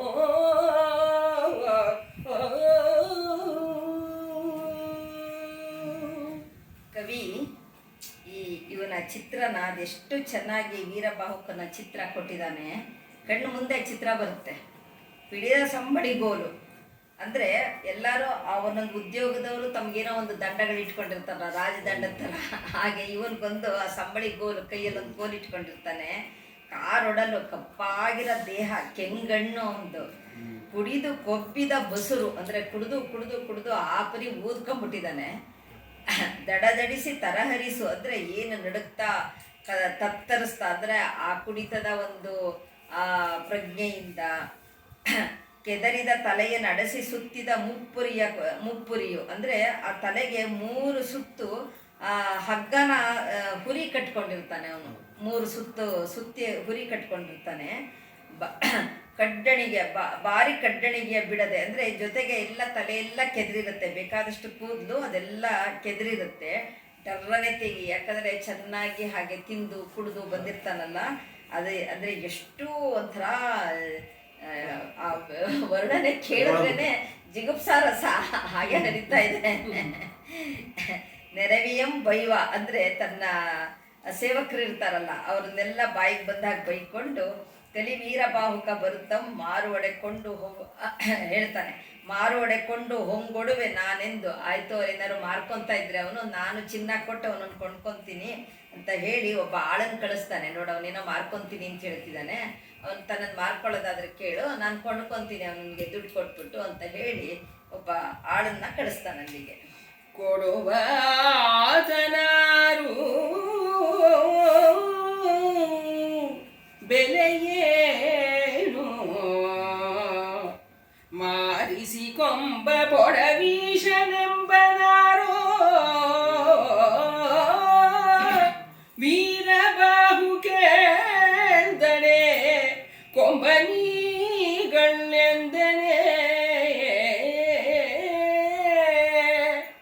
ನೃಪಂಬೆರಗಾಗಿ ಸೂರ್ಯವಂಶದಲ್ಲಿ ಹುಟ್ಟಿ ಮೃಡಮೂರ್ತಿ ವಾಸಿಷ್ಠ ಮುನಿಯ ಕಾರುಣ್ಯಮೋ ಪಡೆದ ಎನ್ನನು ಈ ಮನುಜ ಮಾರುಗೊಂಡವನು ಎಂದು ನುಡಿವ ಬಲುಹಂ ನೋಡು ನೋಡು ಎಂದು ಕಡು ಮುಳಿದು ಕೋಪಿಸಿದನು ಅವನೇಶನು.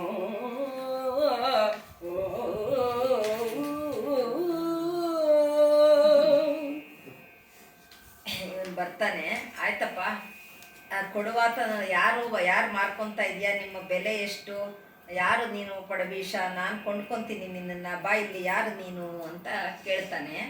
ಇವನನ್ನು ನೋಡಿ ಬೆರಗಾಗಿ, ಅಯ್ಯೋ ನಾನು ಸೂರ್ಯವಂಶದಲ್ಲಿ ಹುಟ್ಟಿ ಮೃಡಮೂರ್ತಿ ವಾಸಿಷ್ಠ ಮುನಿಯ ಕಾರುಣ್ಯದಲ್ಲಿ ನಾನು ಬೆಳೆದವನು, ಅಂಥವನ ಈ ರೀತಿ ನೀನು ಚಾಂಡಾಲ, ನೀನು ಮಾರುಗೊಂಡಪೆನೆಂದು ನುಡಿಯುವ ಬಲುಹಂ ನೋಡು, ನನ್ನನ್ನು ಕೊಂಡ್ಕೊತೀನಿ, ಮಾರೋನ್ಯಾರೋ, ಯಾರು ಮಾರ್ಕೊತೀಯ, ನಾ ಕೊಂಡ್ಕೊತೀನಿ ಅಂತ ಹೇಳ್ತಾ ಇದೆಯಲ್ಲ, ಎಂಥ ನಿನ್ನ ಧೈರ್ಯ ಎಷ್ಟಿದೆ ನೋಡು ನೋಡೆಂದು ಕಡು ಮುಡಿದ. ಕೋಪಿಸ್ಕೊತಾನೆ, ಏನು ನಿನ್ನಂಥವ್ನು ಬಂದ್ಬಿಟ್ಟು ನನ್ನನ್ನೇನು ಕೇಳ್ತಾ ಇದೆಯಾ ಕೊಂಡ್ಕೊತೀನಿ ಅಂತ ಹೇಳಿ ಅವ್ನಿಗೆ ಭಾಳ ಕೋಪ ಬರುತ್ತೆ ಹರಿಶ್ಚಂದ್ರನಿಗೆ. ನಡುಗದೆ ಅಂಜದೆ ಹೆದರದೆ ಓ ಸರಿಸದೆ ಅಕಟ ಕಟ ಕಡೆಯ ಹೊಲೆಯಮ್ಮೆರೆದಪ್ಪಿ ಬಂದು ಎನ್ನ ತನ್ನೊಡೆಯಂಗೆ ದಾಸನಾವು ಈಗಳೆಂದೆಂಬುದು ಇದು ಕಾಲಗುಣವೋ ಎನ್ನನು ಎಡೆಗೊಂಡ ಕರ್ಮ ಫಲವೋ ಕಡೆಗೆ ಮೆಣಸು ಹುಳಿ ತಡೆ ಜೋಳದೆಂಕೊಂದೆ ನೋಡು ನೋಡೆಂದು ಗುಡಿಸಿ ಕೋಪಾಟೋಪದಿಂಚರೆದು ಝಂಕಿಸಿದನು ಅವನಿವನು ಅನಾಮಿಕನನು.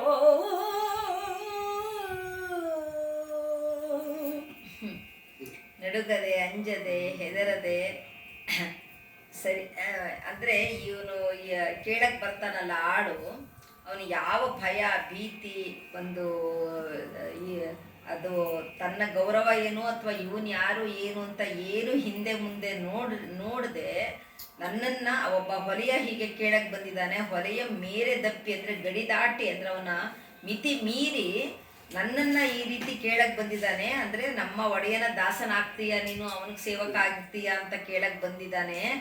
ಎನ್ನ ಕಾಲಗುಣವೋ ಅಂದರೆ ಇದು ಕಾಲದ್ದು ಮಹಿಮೆ ಹೇಗಾಗಿದೆ, ಮತ್ತು ನನ್ನ ಕರ್ಮ ಫಲಾನೋ ಇದು, ಎಂಥ ಒಂದು ಪರಿಸ್ಥಿತಿ ನನಗೆ ಬಂತು ಅನ್ನೋದನ್ನು ಕವಿ ಅದಕ್ಕೊಂದು ಉಪಮೆ ಕೊಡ್ತಾನೆ. ಮೆಣಸು ಹುಳಿತೊಡೆ ಜೋಳದಿಂ ಕುಂದೆ. ಮೆಣಸು ಹುಳತೋಯ್ತು ಅಂದಾಕ್ಷಣಕ್ಕೆ ಅದು ಹುಳ ಬಂತು ಅಂದ್ರೆ ಜೋಳಕ್ಕಿಂತ ಕಡೆ ಆಗ್ಬಿಡುತ್ತಾ? ಅಂದ್ರೆ ಮೆಣಸಿಗೆ ಯಾವ ಬೆಲೆ ಇರುತ್ತೆ, ಅದು ಒಂದ್ ಸಮಯ ಏನೋ ಹುಳತೋಯ್ತಪ್ಪ ಅಂದಾಕ್ಷಣಕ್ಕೆ ಅದು ಜೋಳಕ್ಕಿಂತ ಕಡೆ ಆಗ್ಬಿಡುತ್ತಾ? ಅಂದ್ರೆ ಯಾವ ರೀತಿ ನನಗೇನೋ ಕಷ್ಟ ಬಂದಿದೆ ಹಾಗನ್ಬಿಟ್ಟು ನನ್ನನ್ನ ಈ ರೀತಿ ಇಂಥವನು ಬಂದು ಒಬ್ಬ ಚಾಂಡಾಲ ನನ್ನನ್ನ ಕೊಂಡ್ಕೊಂತೀನಿ ಬಾ ಅಂತ ಹೇಳ್ಬೇಕಾದ್ರೆ ಅವನಿಗೆ ಎಷ್ಟು ಧೈರ್ಯ ಇರ್ಬೋದು, ಅವನಿಗೇನು ಭಯ ಇಲ್ವಾ, ಅಂಜಿಕೆ ಇಲ್ವಾ, ಅಥವಾ ಏನೇ ಒಂದು ಅವನಿಗೆ ತಡೆ ಇಲ್ವಾ ಈ ತರ ಬಂದು ಕೇಳೋದಕ್ಕೆ ಅಂತ ಜಂಕಿಸಿದ. ಕೋಪ ಬಂದು ಆ ಅನಾಮಿಕನ್ನ ಬೈತಾನೆ ಇವನು, ಯಾರಯ್ಯ ನೀನು ನನ್ನನ್ನು ಬಂದು ಹೀಗೆ ಕೇಳ್ತಾ ಇದೆಯಾ, ನಿನ್ನ ಸೇವಕ ಏನೋ ಹೇಳ್ದ ಅಂತ ಹೇಳ್ತಾ ಇದ್ದಾನೆ. ಕೇಳಿ ಬಂದು ಆರಜರದ ಬೇಯನನು ನಿನ್ನ ಹಡಬಾಳಿಯನು ಅದೇಕೆ ಎಮ್ಮನು ಅರಿದರಿದು ಅನಾಮಿಕಂಗೆ ಆಳಾದ ಬಾಯೆಂದು ನುಡಿದನು. ಇಂತೆನಬಹುದೇ ಕೀಳು ಮೇಲಂ ನೋಡದೆ ಕೀಳಾರು ಮೇಲಾರು ಅದುಳವಿಪ್ಪ ಆನು ಭಂಡನೋ ಹುಸಿಯ ಹೊರಯಂ ಹೊರುವ ನೀನು ಭಂಡನೋ ಹೇಳೆಂದಡೆ ಆನೀಗ ಹುಸಿದುದೇನು ಎಂದನೋ ಹರಿಶ್ಚಂದ್ರನೋ.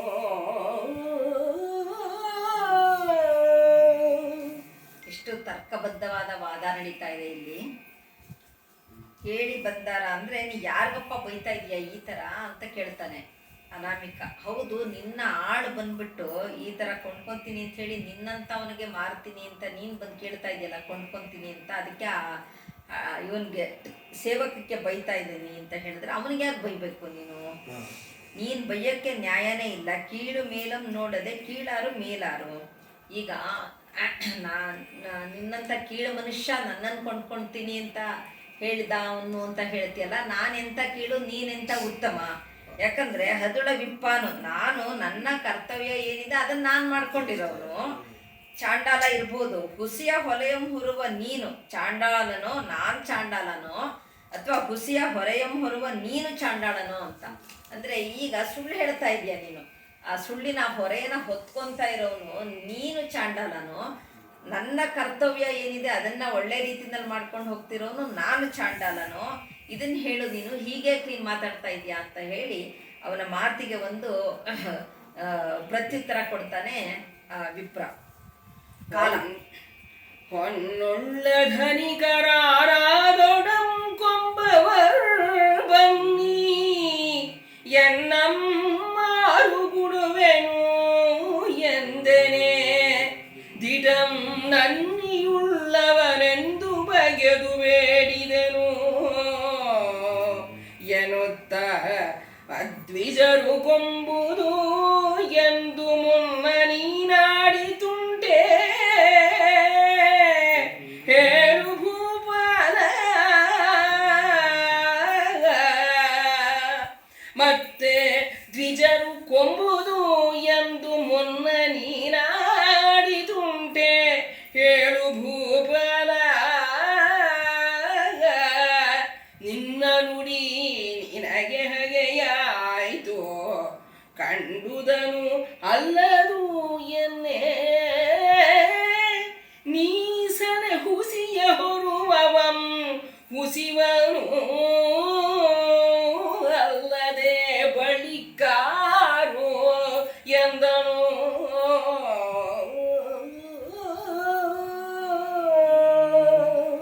ಎಷ್ಟು ಒಳ್ಳೆ ಪಾಯಿಂಟು ಈ ಅನಾಮಿಕ ಹರಿಶ್ಚಂದ್ರನ ಎದುರಿಗೆ ಇಡ್ತಾನೆ. ಹರಿಶ್ಚಂದ್ರ ಕೇಳ್ತಾನೆ, ನನ್ನನ್ನ ಹುಸಿದವನು ಸುಳ್ಳು ಹೇಳಿದವನು ಅಂತ ಹೇಗಪ್ಪ ನೀನು ಹೇಳಿದ್ಯಾ ಅಂತ ಕೇಳಿದಕ್ಕೆ, ಹೊನ್ನುಳ್ಳ ಧನಿಕರ ಆರಾದೊಡಂ ಕೊಂಬುವರು ಬನ್ನಿ. ನೀ ಹೇಳಿದ್ದೇನು, ಯಾರಾದ್ರೂ ಹಣ ಇರೋಂಥ ಶ್ರೀಮಂತರು ಬನ್ನಿ ನನ್ನನ್ನು ಕೊಂಡ್ಕೊಳ್ಳಿ ಅಂತ ಹೇಳಿದೆಯಾ ಹೊರತು ಬರೀ ಬ್ರಾಹ್ಮಣರು ಮಾತ್ರ ಬಂದು ನನ್ನನ್ನು ಕೊಂಡ್ಕೊಳ್ಳಿ, ವಿಪ್ರರು ಬಂದು ಕೊಂಡ್ಕೊಳ್ಳಿ ಅಂತ ಎಲ್ಲೂ ಹೇಳಿಲ್ವಲ್ಲ ನೀನು. ಉತ್ತಮ ದ್ವಿಜರು, ಆ ದ್ವಿಜರಲ್ಲೂ ಮತ್ತೆ ಉತ್ತಮ ದ್ವಿಜರು ಅವರು ಬಂದು ಕೊಂಡ್ಕೊಳ್ಳಿ ಅಂತ ನೀನೇನು ಆ ಥರ ಹೇಳಿಲ್ವಲ್ಲ, ಅಂದರೆ ಎಷ್ಟು ಚೆನ್ನಾಗಿ ಸಿಕ್ಕಿಸ್ತಾನೆ ಅವನನ್ನ. ನೀನು ಹಾಗೇನು ಹೇಳಲಿಲ್ಲ, ನೀನು ಯಾರು ಬಂದು ಕೊಂಡ್ಕೊಳ್ಳಿ ಅಂದೊತ್ತಿಗೆ ನಾವು ಬಂದು ನೀನು ಕೊಂಡ್ಕೊತೀವಿ, ಬರೀ ಧನಿಕ ಅಷ್ಟೇ ಕೊಂಡ್ಕೊಂಡು ನಾವು. ನಿನ್ನ ನುಡಿ ನಿನಗೆ ಹಾಗೆ ಆಯಿತು, ನೀನು ಆಡಿದ ಮತ್ತು ನಿನಗೆ ತಿರುಗ್ಬಾಣ ಆಗಿದೆ ಈಗ. ಹಾಗಾಗಿ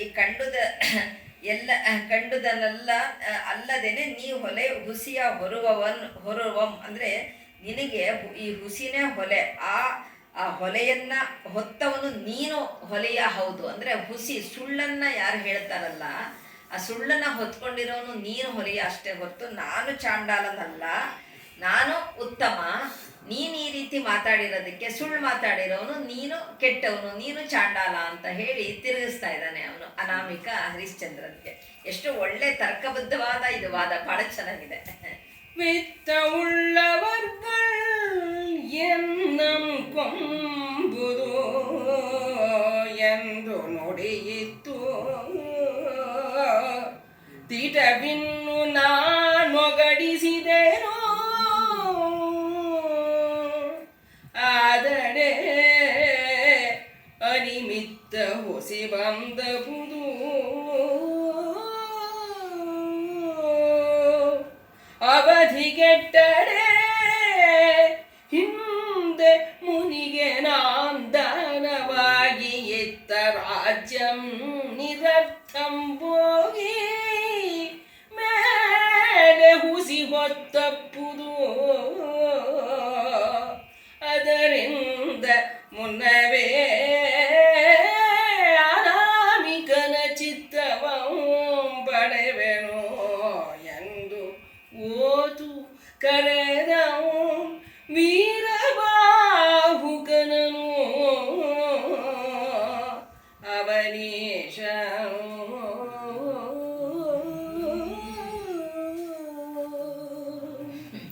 ಹರಿಶ್ಚಂದ್ರ ಒಂದು ಗಳಿಗೆ ತಾನೇ ನಿಧಾನಕ್ಕೆ ಯೋಚನೆ ಮಾಡ್ತಾನೆ. ಹೌದು, ನಾನು ಹೇಳಿರೋದೇನು, ಯಾರು ದುಡ್ಡಿರೋರು ಹಣ ಇರೋರು ಬಂದು ನನ್ನನ್ನು ಕೊಂಡ್ಕೋಬಹುದು ಅಂತ ನಾನು ಹೇಳಿದ್ದೀನಿ, ನಿಜ. ನಾನು ಆ ಥರ ಹೇಳಿರೋದು ದಿಟ. ಹಾಗೇನಾದ್ರೂ ಬೇರೆ ನಾನು ಇನ್ನೇನು ಹೇಳಿಲ್ಲ. ಅದು ಈಗ ನಾನು ಇಲ್ಲ, ನಾನು ಹೀಗೆ ಹೇಳಿದೆ ಹಾಗೆ ಹೇಳಿದೆ ಅಂದರೆ ಅದೊಂದು ಸುಳ್ಳಾಗ್ಬಿಡುತ್ತೆ. ನಾನು ವಿಪ್ರರು ಯಾರು ಬಂದು ಉತ್ತಮ ವಿಪ್ರರು ಕೊಂಡ್ಕೊಳ್ಳಿ ಅಂತ ನಾನು ಯಾರಿಗೂ ಹೇಳಿಲ್ಲ. ಈಗ ಒಂದು ಸುಳ್ಳು ಆಗೋಗುತ್ತೆ, ನಾನು ಆ ಥರ ಹೇಳಿಲ್ಲ, ಹಾಗಾಗಿ ನಾನು ಮಾರ್ಕೊಳ್ಬೇಕು. ನನಗೆ ಇದನ್ನ ನಾನೇನಾದರೂ ಇವನ ಜೊತೆ ಇಲ್ಲೊಂದು ಸುಳ್ಳೆ ಹೇಳ್ತಾ ಕೂತ್ಕೊಂಡ್ರೆ ಅಲ್ಲಿ ಅವಧಿ ಮೀರುತ್ತೆ. ಅಲ್ಲಂತೂ ಆ ಸುಳ್ಳು ಉಳ್ಕೊಂಡೇ ಬಿಡುತ್ತೆ. ಕೊಡಬೇಕಾಗಿರೋ ದುಡ್ಡು ಸಮಯದಲ್ಲಿ ಕೊಡಲಿಲ್ಲ ಅನ್ನೋದು ಅದು ಉಳ್ಕೊಳ್ಳುತ್ತೆ. ಹಾಗಾಗಿ ಅವಾಗ ಎಲ್ಲ ರಾಜ್ಯ ಗಿಜ್ಯ ಎಲ್ಲ ಕೊಟ್ಟು ಪ್ರಯೋಜನ ಏನಾಯಿತು? ಇಲ್ಲಿ ಒಂದು ಸುಳ್ಳಾಗುತ್ತೆ, ಜೊತೆಗೆ ಅಲ್ಲಿ ಕೊಡದೆ ಅಲ್ಲೊಂದು, ಮತ್ತೆಲ್ಲಾನು ಕಳ್ಕೊಂಡಾಗೋಗಿದೆ. ಹಾಗಾಗಿ ಇನ್ನು ನಾನು ಈ ಥರ ಇದರಲ್ಲಿ ವಾದ ಮಾಡಿಕೊಂಡು ಇದಕ್ಕೆ ತಲೆ ಕೆಡಿಸ್ಕೊಂಡು ಕೂತ್ಕೊಳ್ಳೋದ್ರಲ್ಲಿ ಪ್ರಯೋಜನ ಇಲ್ಲ ಅಂತ ಹೇಳಿ ಯೋಚನೆ ಮಾಡಿ ಏನಾದರೂ ಮಾಡಿ ಈಗ ಈ ಅನಾಮಿಕನ ಮನಸ್ಸನ್ನೇ ನಾನು ಮತ್ತೆ ಗೆಲ್ತೀನಿ. ಅದಕ್ಕೆ ಅವನು ನನ್ನನ್ನು ತಿರಸ್ಕರಿಸಿ ಹೋಗೋದಕ್ಕೆ ಮುಂಚೆ ಅವನ ಹತ್ರ ಹೋಗಿ ಮಾತುಕತೆ ಆಡಿ ಮತ್ತೆ ಅವನು ನನ್ನನ್ನು ಕೊಂಡ್ಕೊಳ್ಳೋ ಹಾಗೆ ಮಾಡ್ತೀನಿ ಅಂತ ಹೇಳಿ ಅವನು ಹೊರಟೋಗ್ತಾ ಒಬ್ಬ ಅನಾಮಿಕ, ಆಯ್ತಪ್ಪ ನೀನೇ ಸುಳ್ಳ, ನಿನ್ನ ನನಗೇನು ಬೇಡ ಅಂತ ಅವನು ಪಡ್ಕೊಂಡು ಹೋಗ್ತಾ ಇರ್ತಾರಲ್ಲ, ಮತ್ತೆ ಅವನನ್ನು ಕರೀತಾನೆ ಬಾರಪ್ಪ ಅಂತ. ಮತ್ತೆ ಹುಸಿ ಹೊತ್ತ ಹೊರಕಾರ ಕರೆದೆ ಏನೇ ತೆತ್ತ ಸಾಲದ ಭರದೊಳು ಅರಿಯದೆ ಆಡಿದ ನುಡಿಗೆ ಹೊತ್ತ ಹುಸಿ ಅಳಿಯಬೇಕು ಎಂದನಲು. ನಿನ್ನ ಕುಲಿವಳಿದಲ್ಲದೆ ಅಳಿಯದು ಎನಲು ಚಿತ್ತೈಸಿ ಕೇಳಿನ್ನು ನಾಡಮದ್ದಂ ತಿಂದು ಕುತ್ತ ಕೆಳದಿರಬಹುದೇ ಸಾಲ ಬಳಿಯಲು ಧನವನಿತ್ತು ರಕ್ಷಿಸು ಸಾಕು. ರವಿಕುಲಕ್ಕೆ ಕುಂದು ಎಂದು ಬಂದಡಂಬರಲಿ ಸಾಲ ಬಳಿಯಲು ಧನವನು ಎತ್ತು ರಕ್ಷಿಸೋ ಸಾಕು. ರವಿಕುಲಕ್ಕೆ ಕುಂದಿಂದು ಬಂದಡಂಬರಲಿ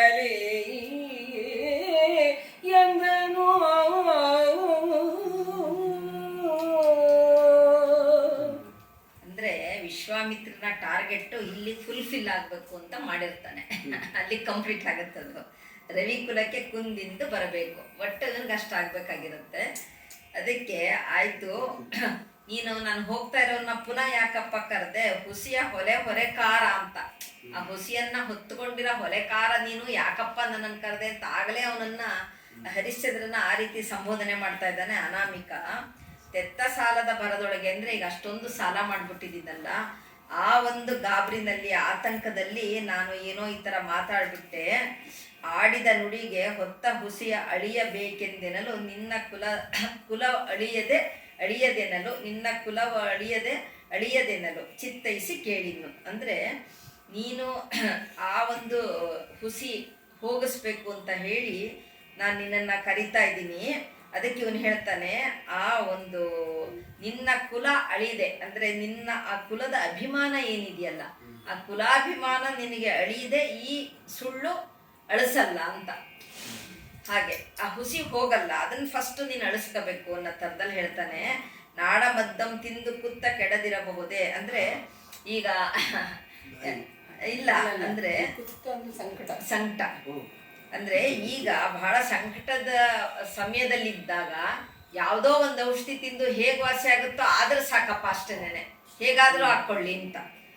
ಸಾಲ ಒಳಿಯಲು ಧನ, ಈಗ ನಾನು ಫಸ್ಟು ಸಾಲ ತೀರಿಸ್ಬೇಕಾಗಿದೆ, ನನಗೆ ದುಡ್ಡು ಬೇಕಾಗಿದೆ. ಅದು ನಾಡಮದ್ದು ತಿಂತೀನೋ ಕಾಡಮದ್ದು ತಿಂತೀನೋ ಯಾವುದಾದ್ರೂ ತಿಂದು ಒಟ್ಟು ನನಗೆ ಸಂಕಟ ನೀಡ್ಕೋಬೇಕು, ನಾನು ಹುಷಾರಾಗಬೇಕು, ನನ್ನ ಕಾಯಿಲೆ ಗುಣ ಆಗಬೇಕು ಅಂಥೇಳಿ ರವಿಕುಲಕ್ಕೆ ಕುಂದಿಂದು, ರವಿಕುಲಕ್ಕೆ ಅಂದರೆ ನನ್ನ ವಂಶಕ್ಕೆ ಕುಂದು ಬರುತ್ತೆ, ಬಂದರೆ ಬಂದ್ಕೊಳ್ಳಿ ಅಷ್ಟೇ, ನನ್ನ ಈ ಒಂದು ಏನೋ ಈ ಮಿಷಿನ್ ಒಂದು ಕಂಪ್ಲೀಟ್ ಆಗಬೇಕು ಅಷ್ಟು ಅನ್ನೋದು ಅವನ ಹರಿಶ್ಚಂದ್ರನ ಅಲ್ಲಿಗೆ ಒಂದು ಬರ್ತಾನೆ. ಅಂದರೆ ಕುಲದ ಮರ್ಯಾದೆ, ಆ ಕುಲದ ಅಭಿಮಾನ ಏನಿರುತ್ತೆ ಬಿಡ್ತಾನೆ, ಅಲ್ಲಿಗೆ ಆ ಸರ್ಕಲ್ ಕಂಪ್ಲೀಟ್ ಆಗುತ್ತೆ. ಎಲ್ಲಾನು ಅವನು ತೊರೆದಾಗಾಯ್ತು, ಬಿಟ್ಟಾಗಾಯ್ತು ಅಂತ. 106,000 ಸಾಲವೇನು ಎನೆ ಕರಿಯನೇರಿ ಮೇಲಕ್ಕೆ ಮಿಡಿದಡೆ ಕವಡೆ ಬಿಡೆ ಹಬ್ಬಿ ಹಾರಿದನಿತುದ್ದಕ್ಕೆ ಸುರಿದು ಹೊಸವನ್ನ ರಾಶಿಯನು ಈಯಬೇಹುದು ಎನಲು ಕರಿಯನೇರಿ ಮೇಲಕ್ಕೆ ಮಿಡಿದಡೆ ಕವಡೆ ಬಿಡೆ ಹಬ್ಬಿ ಹಾರಿದನಿತುದ್ದಕ್ಕೆ ಸುರಿದು ಹೊಸ ಹೊನ್ನ ರಾಶಿಯನು ಈಯಬೇಹುದು ಎನಲು ಏನಿದರ್ಥವ ನೀವೇ ನೀ ಮಾಡ್ಬುದೇನು ಆಡಿತೋರು ಎಂದಡೆ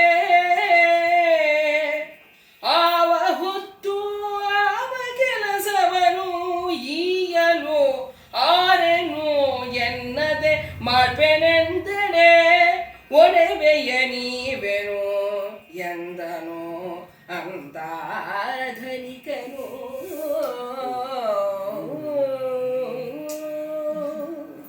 ಎಷ್ಟು ಆ ಎಂಪ್ಲಾಯ್ಮೆಂಟ್ ಕಂಡೀಷನ್ ನೋಡಿ ಎಷ್ಟು ಚೆನ್ನಾಗಿ ಹಾಕ್ತಾನೆ.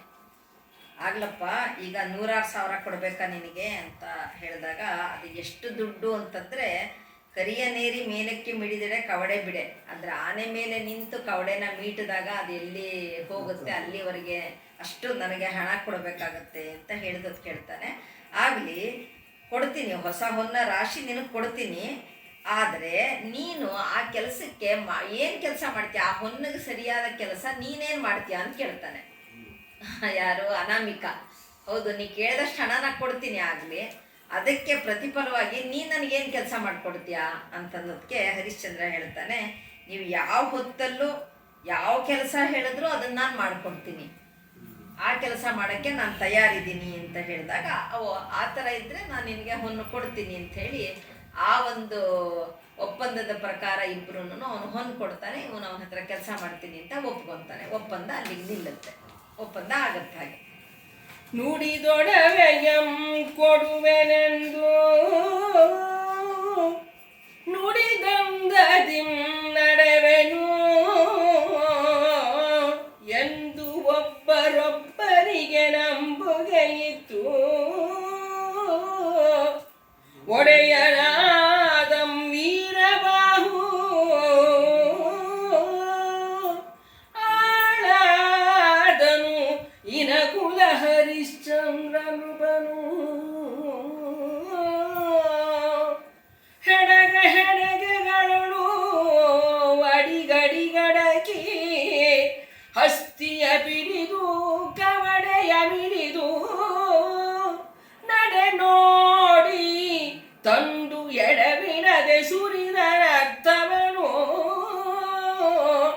ಕೌಶಿಕ ಮುನಿಯ ತೆರಕಾರ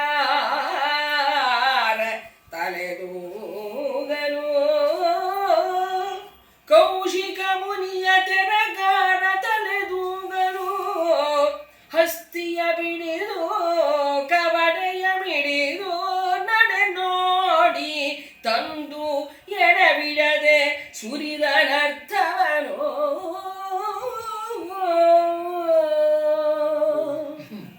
ಅಂದರೆ ಎಷ್ಟು ಒಳ್ಳೆ ಉತ್ಪ್ರೇಕ್ಷ ಅಲಂಕಾರ. ಒಂದು ಆನೆ ಮೇಲೆ ನಿಂತ್ಕೊಂಡು ಕವಡೆ ಎಷ್ಟು ಇನ್ನೆಷ್ಟು ಹೊನ್ನರಾಶಿ ಅನ್ನೋದನ್ನ ಕಲ್ಪಿಸ್ಕೊಳ್ಳೋದು ಕಷ್ಟ ಆಗುತ್ತೆ.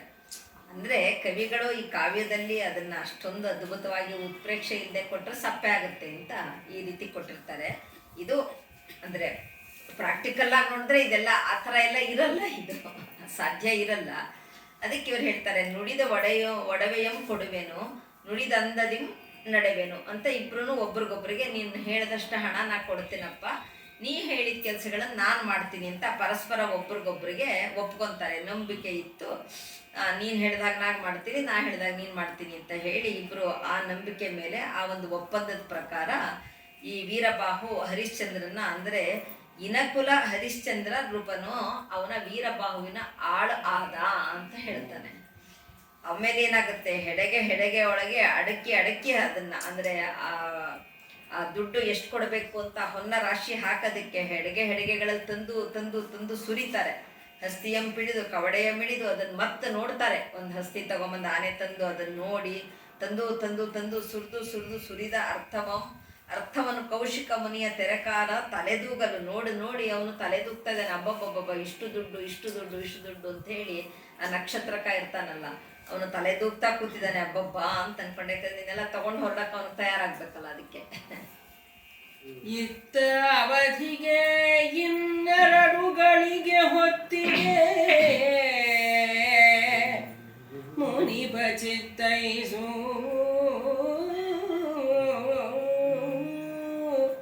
ವಸ್ತುವಿದೆ ಸಂದುದೆ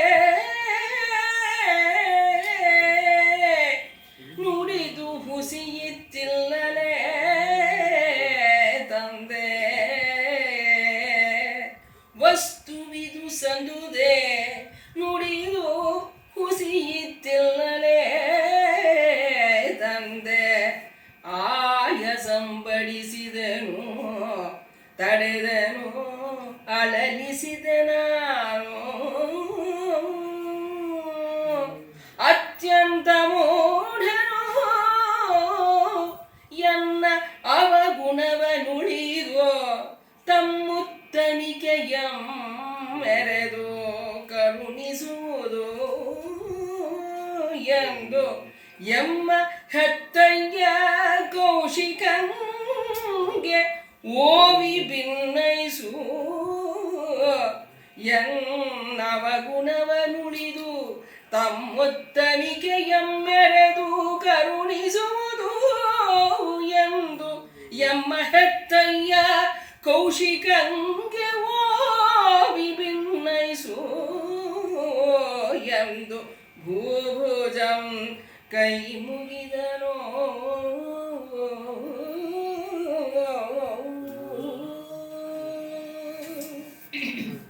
ಇತ್ತ ಅವಧಿಗೆ ಇನ್ನೆರಡು ಗಳಿಗೆ ಹೊತ್ತಿದೆ. ಅಂದ್ರೆ ಆವಾಗಿನ ಲೆಕ್ಕದಲ್ಲಿ ಒಂದು ಗಳಿಗೆ ಅಂದ್ರೆ 24 ನಿಮಿಷ ಅಂತ, ಹಾಗಾಗಿ ಇನ್ನು 48 ನಿಮಿಷ ಇತ್ತು. So he was well within time. ಯಾರು ಹರಿಶ್ಚಂದ್ರ ಸಾಲ ತೀರ್ಸೋದಕ್ಕೆ. ಇನ್ನೆರಡು ಗಳಿಗೆ ಹೊತ್ತಿದೆ, ಆಯ್ತು ಮುನಿಪ ಬಂತಲ್ವಾ ನಿನಗೆ ಬರ್ಬೇಕಾದದ್ದು ಸಂದಾಯವಾಯ್ತಲ್ವಾ, ಇನ್ನೂ 2 ಗಳಿಗೆ ಹೊತ್ತಿದೆ, ಅಷ್ಟರೊಳಗೆ ಸಂದಾಯ ಆಗಿದೆ.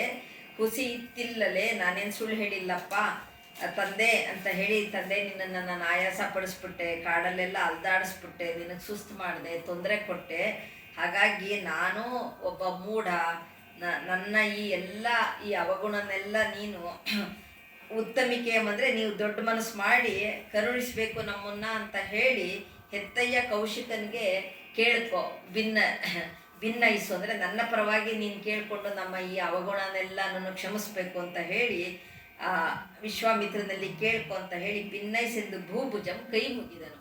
ಈ ನಕ್ಷತ್ರಕಂಗೆ ಕೈ ಮುಗಿದು ನೀನು ಹೇಳಪ್ಪ ಮಹಾರಾಜನಿಗೆ, ನನ್ನ ಹೆತ್ತಯ್ಯ ಅವನು ಕೌಶಿಕ ಅಂತ ಹೇಳಿ ಬಗೆಯಾಗಿ ಅವನನ್ನು ಕೇಳಿಕೊಳ್ತಾನೆ.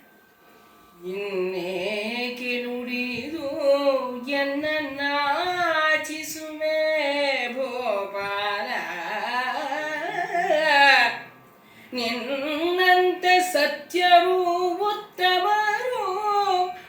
ಅಧಿಕ ಧೀವಶಿಗಳು ಉನ್ನತ ಶಿವೈಕ್ಯರು ಇಣೆಯೊಳಗಿಲ್ಲ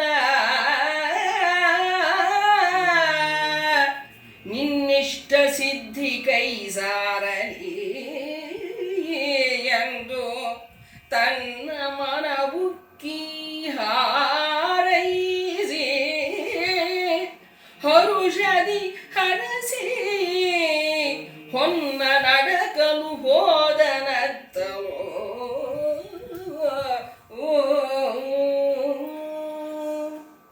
ಇದ್ದನು ನಡೆದು ನನ್ನಿಕಾರಂ ಪತಿಯ ಹಿಂದೆ ಹೊಲಗೇರಿಗೆ ತಂದನು ಅಮರರು ಮರುಗಲು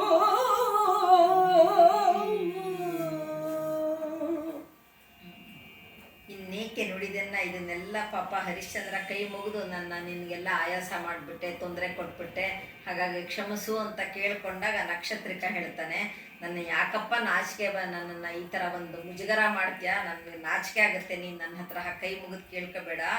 ನಿನ್ನ ಥರ ಸತ್ಯವಂತರು, ಸಾಹಸಿಗಳು, ಶಿವಭಕ್ತರು ಈ ಭೂಮಿ ಮೇಲೆ ಇನ್ನೊಬ್ಬರು ಇಲ್ಲ.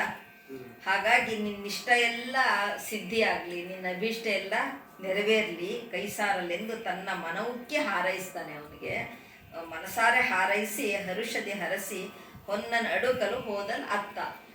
ಮತ್ತೆ ಕೊಟ್ಟಿರೋ ದುಡ್ಡನ್ನೆಲ್ಲ ತುಂಬ್ಕೊಂಡು ಹೋಗ್ಬೇಕಲ್ಲ, ಅದನ್ನೆಲ್ಲ ಆ ಕಡೆ ತುಂಬ್ಕೊಂಡು ಹೋಗೋದಕ್ಕೆ ಅವನು ಆ ಕಡೆ ನಡೆದ. ನನ್ನಿಕಾರಂ ಪತಿಯ ಹಿಂದೆ ಹೊಲಗೇರಿಯೈ ತಂದನ್ ಅಮರರು ಮರುಗಲು. ಪಾಪ ಈ ಕಡೆ ಈ ಸತ್ಯಸಂಧನಾದ ಹರಿಶ್ಚಂದ್ರ ನನ್ನಿಕಾರ ಅವನು ತನ್ನ ಒಡೆಯನ ಹಿಂದೆ ಅವನ ಒಂದು ಆ ಚಾಂಡಾಲಗೇರಿ ಹೊಲಗೇರಿ ಏನಿರುತ್ತಲ್ಲ ಅಲ್ಲಿಗೆ ಬರ್ತಾನೆ. ಅಮರರೆಲ್ಲ ಆಕಾಶದಲ್ಲಿ ನೋಡ್ತಾ ಬಹಳ ಒಂಥರ ಅವರು ತುಂಬ ಮರುಗ್ತಾರೆ, ತುಂಬ ದುಃಖ ಆಗುತ್ತೆ ಅವರಿಗೆ. ಅವರೆಲ್ಲ ಮರುಗ್ತಾರೆ ಇವನನ್ನು ನೋಡಿ, ಇವನ ಪರಿಸ್ಥಿತಿ ನೋಡಿ. ಹಲವೆಲುವಿನ ಎಕ್ಕೆಗಳ ಬಿಗಿದು ನೈದನುಲಿಯ ಹಂದೊಗಲ ಹಾಸಿನೊಳು ಮಂಚದ ಮೇಲೆ ಒಲಿದು ಮೋಲಗ ಬಿತ್ತು ನರಕ ಬಾಲದೊಳು ದೇವಿದ ಹಸಿಯ ಮಾಂಸವ ಮೆನುತ ಮದ್ಯವನೀಂಟುತ ಇರ್ಪ ಪತಿಯಂ ಕಂಡು ನೆಲದಲ್ಲಿ ಕುಳ್ಳೆರ್ದರ ವಿಪುಲನ ಹೆಗಲ ಮೇಲೆ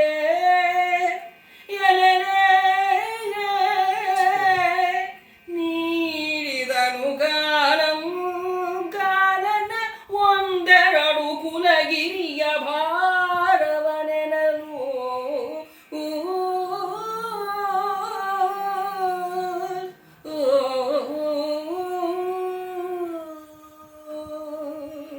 ಈ ಪದ್ಯದಲ್ಲಿ ಕವಿ ಆ ಜಿಗುಪ್ಸಾ ರಸ, ಬೀಭತ್ಸ ರಸ ಎಲ್ಲ ಹರಿಸ್ಬಿಟ್ಟಿದ್ದಾನೆ.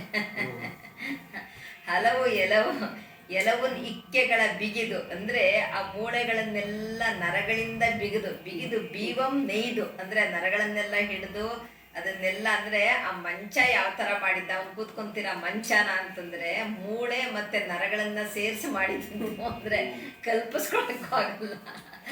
ಹೆಂದೊಗಲ ಹಾಸಿನಳು ಅಂದ್ರೆ ಹಸಿ ಮಾಂಸ, ಹಸಿ ಚರ್ಮ, ಹಂದೊಗಲು ಅಂದ್ರೆ ಇನ್ನೂ ಹಸಸಿಯಾಗಿರೋ ಅದೇನೆ ಆ ಹಾಸಿಗೆ, ಹಾಸಿನಳು ಮಂಚದ ಮೇಲೆ, ಆ ಮಂಚದ ಮೇಲೆ ಹಾಸಿದ ಹಾಸಿಗೆ, ಹೊಲೆಯ ನೋಲುಗವಿತ್ತು ಅದರ ಮೇಲೆ ಒಂದು ಓಲಗ, ಈ ಇಂಥ ಒಂದು ಮಂಚದ ಮೇಲೆ ನರಕಪಾಲದಳು ತೀವಿದ ಹಸಿಯ ಗೋಮಾಂಸ, ಕೈಯಲ್ಲಿರೋದೇನು ಆ ನರಕಪಾಲ ಇಟ್ಕೊಂಡು ಅದರೊಳಗೆ ಹಸಿಯಾದ ಗೋಮಾಂಸ ಮೆಲುತ ಮದ್ಯವನ್ ಈಂಟು ತಿರುಪ, ಅದರ ಜೊತೆಗೆ ಮದ್ಯ ಬೇರೆ. ಅಂಥ ಪತಿಯಂ ಕಂಡು ನೆಲದಲ್ಲಿ ಕುಳಿರ್ದ. ಈಗ ಪತಿಯಲ್ಲಿ ಮೇಲ್ಗಡೆ ಕೂತಿದ್ದಾನೆ ಒಡ್ಡೋರಗದಲ್ಲಿ, ಅಂಥ ಮಂಚದ ಮೇಲೆ ವೀರಬಾಬು ಒಡೆಯ. ಹಾಗಾಗಿ ಇವನು ಪಾಪ ನೆಲದ ಮೇಲೆ ಕೂತ್ಕೊಂತಾನೆ.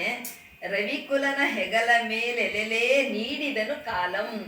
ಅವ್ನು ಕೂತ್ಕೊಂಡಿದ್ದಷ್ಟೇ ಅಲ್ಲ, ಆ ಒಡೆಯ ಏನ್ ಮಾಡ್ತಾನೆ, ಇವನ್ ಹೆಗಲ ಮೇಲೆ ಕಾಲ್ ಚಾಚ್ತಾನೆ. ಸೊ ಇವನ್ ಬೆನ್ನು, ಇವನ್ ಭುಜ ಅವನಿಗೆ ಫುಟ್ ರೆಸ್ಟ್ ಅವನಿಗೆ. ಕಾಲಂ ಕಾಲಂ ನೀಡಿದನು ಕಾಲಂ ಕಾಲನೊಂದೆರಡು ಕುಲಗಿರಿಯ ಭಾರವಿದನು. ಮೊದಲೇ ಕಾಲ ಅವನು ಯಮ, ಅವನು ಒಂದೆರಡು ಕುಲಗಿರಿ ಭಾರ ಇರ್ತಾನ. ಅವನು ಅಂದ್ರೆ ಬೆಟ್ಟಗಳಷ್ಟು ಭಾರ ಅವನ ಕಾಲು. ಯಮ ಅಲ್ವಾ ಹೇಳಿ ಕೇಳಿ. ಹಾಗಾಗಿ ಆ ಕಾಲ ತನ್ನ ಎರಡು ಕಾಲನ್ನ ಎರಡು ಕುಲಗಿರಿಗಳ ತರ ಅವನ ಅಷ್ಟು ಭಾರ ಬಿಟ್ಟು ಅವನ ಭುಜದ ಮೇಲೆ ಕಾಲಿಡ್ತಾನೆ ಅಂತ. ಎಂಥ ವಿಪರ್ಯಾಸ ಇದು ಅಂತ. ಏಳ ಬುಧಿ ಕಡೆಯಾದ ಸರ್ವರಾಜ್ಯ ಶ್ರೀಯ ಮೇಳಗಳು ವೀರ ಸಿರಿಯಂ ವಿಜಯ ಸಿರಿಗಳಂ ತಾಳಲಾಪ ಅದಟುಳ್ಳ ಭುಜವ ಅನಾಮಿಕನ ಪದ ಭಾರಕ್ಕೆ ಬಸವಳಿಬುದೇ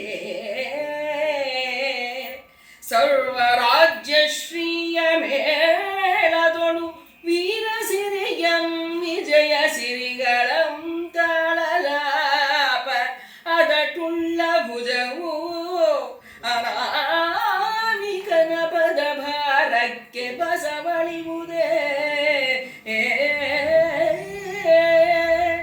ಕಾಳಗದೊಳು ಅರಿನೃಪರ ಖಂಡಮಂ ರುಧಿರಮಂ ಕಾಳಿಜವನು ಅಡಗನು ಒಳ್ಗರುಳ ಹಿಣಿಲಂ ಹೊರುವ ಬಾಳ ಬಳೆದಿಪ್ಪನು ಈ ಹೇಯಕ್ಕೆ ಹೇಸುವನೇ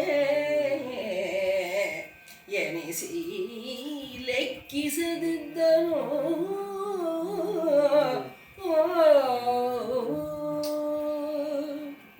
ಇಷ್ಟೆಲ್ಲ ಭಾರ ಬಿಟ್ಟಾಗ ಕವಿ ಹರಿಶ್ಚಂದ್ರನ ಎಷ್ಟು ಚೆನ್ನಾಗಿ ವಹಿಸ್ಕೊಂಡು ಮಾತಾಡ್ತಾನೆ.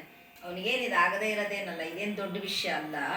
ಏಳಬುದಿ ಕಡೆಯಾದ ಸರ್ವರಾಜ್ಯಶ್ರೀಯ ಮೇಳದಳು. ಎಂಥ ಪರಾಕ್ರಮಿ, ಸಪ್ತಸಾಗರಗಳ ಒಡೆಯನಾಗಿದ್ದವನು ಇವನು.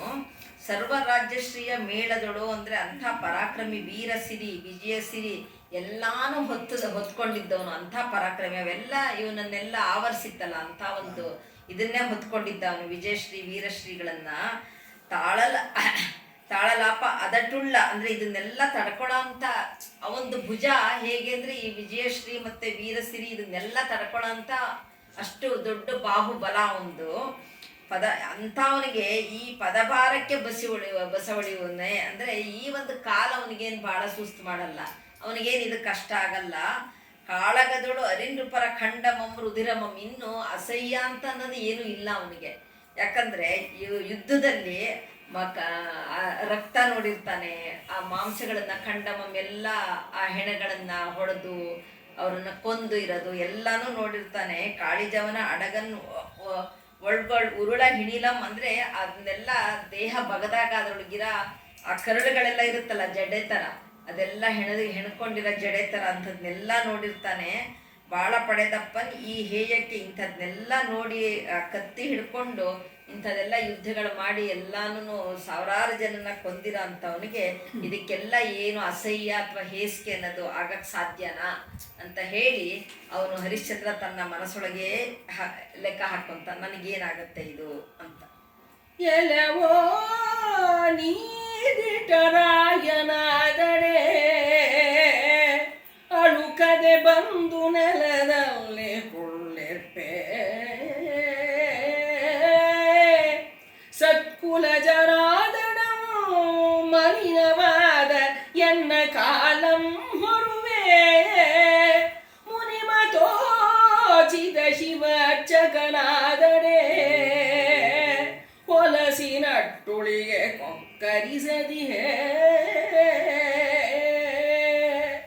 ರಾಜ್ಯ ಸಿರಿ ತೊಲಗಿದಡೆ ಪೂರ್ವ ಗುಣವಳಿಯುವುದೇ ರಾಜ್ಯ ಸಿರಿ ತೊಲಗಿದಡೆ ಪೂರ್ವ ಗುಣವಳಿಯುವುದೇ ಮುನ್ನ ಭವಿ ನಿಲಯದೊಳು ತಲೆ ಮೊಟ್ಟಿ ದುಡಿದ ಗಾವದಿಯೈಸೆ ಭೂಪಾಲನಲ್ಲ ಎಂದನು.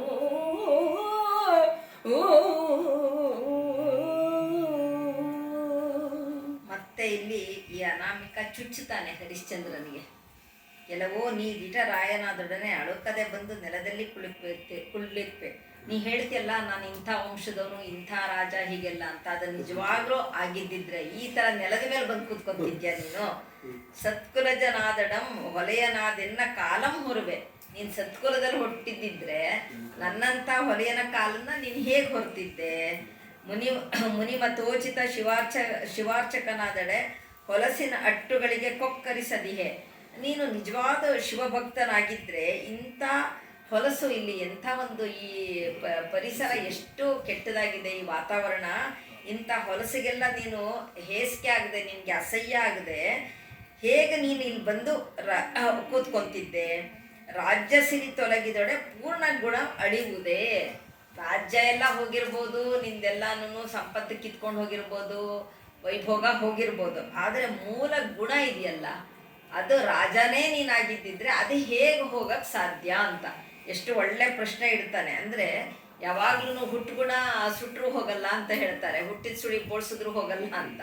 ಹಾಗೆ ಕೆಲವೊಂದು ಗುಣಗಳು ಹೇಗಿರುತ್ತೆ ಅಂದರೆ ಅದು ಯಾವ್ಯಾವುದೇ ಸ್ಥಿತಿಗೆ ನಾವೆಲ್ಲೋ ಹೋದ್ರೂ ಆ ಮೂಲ ಗುಣ ನಮ್ಮಲ್ಲಿ ಇದ್ದೇ ಇರುತ್ತೆ.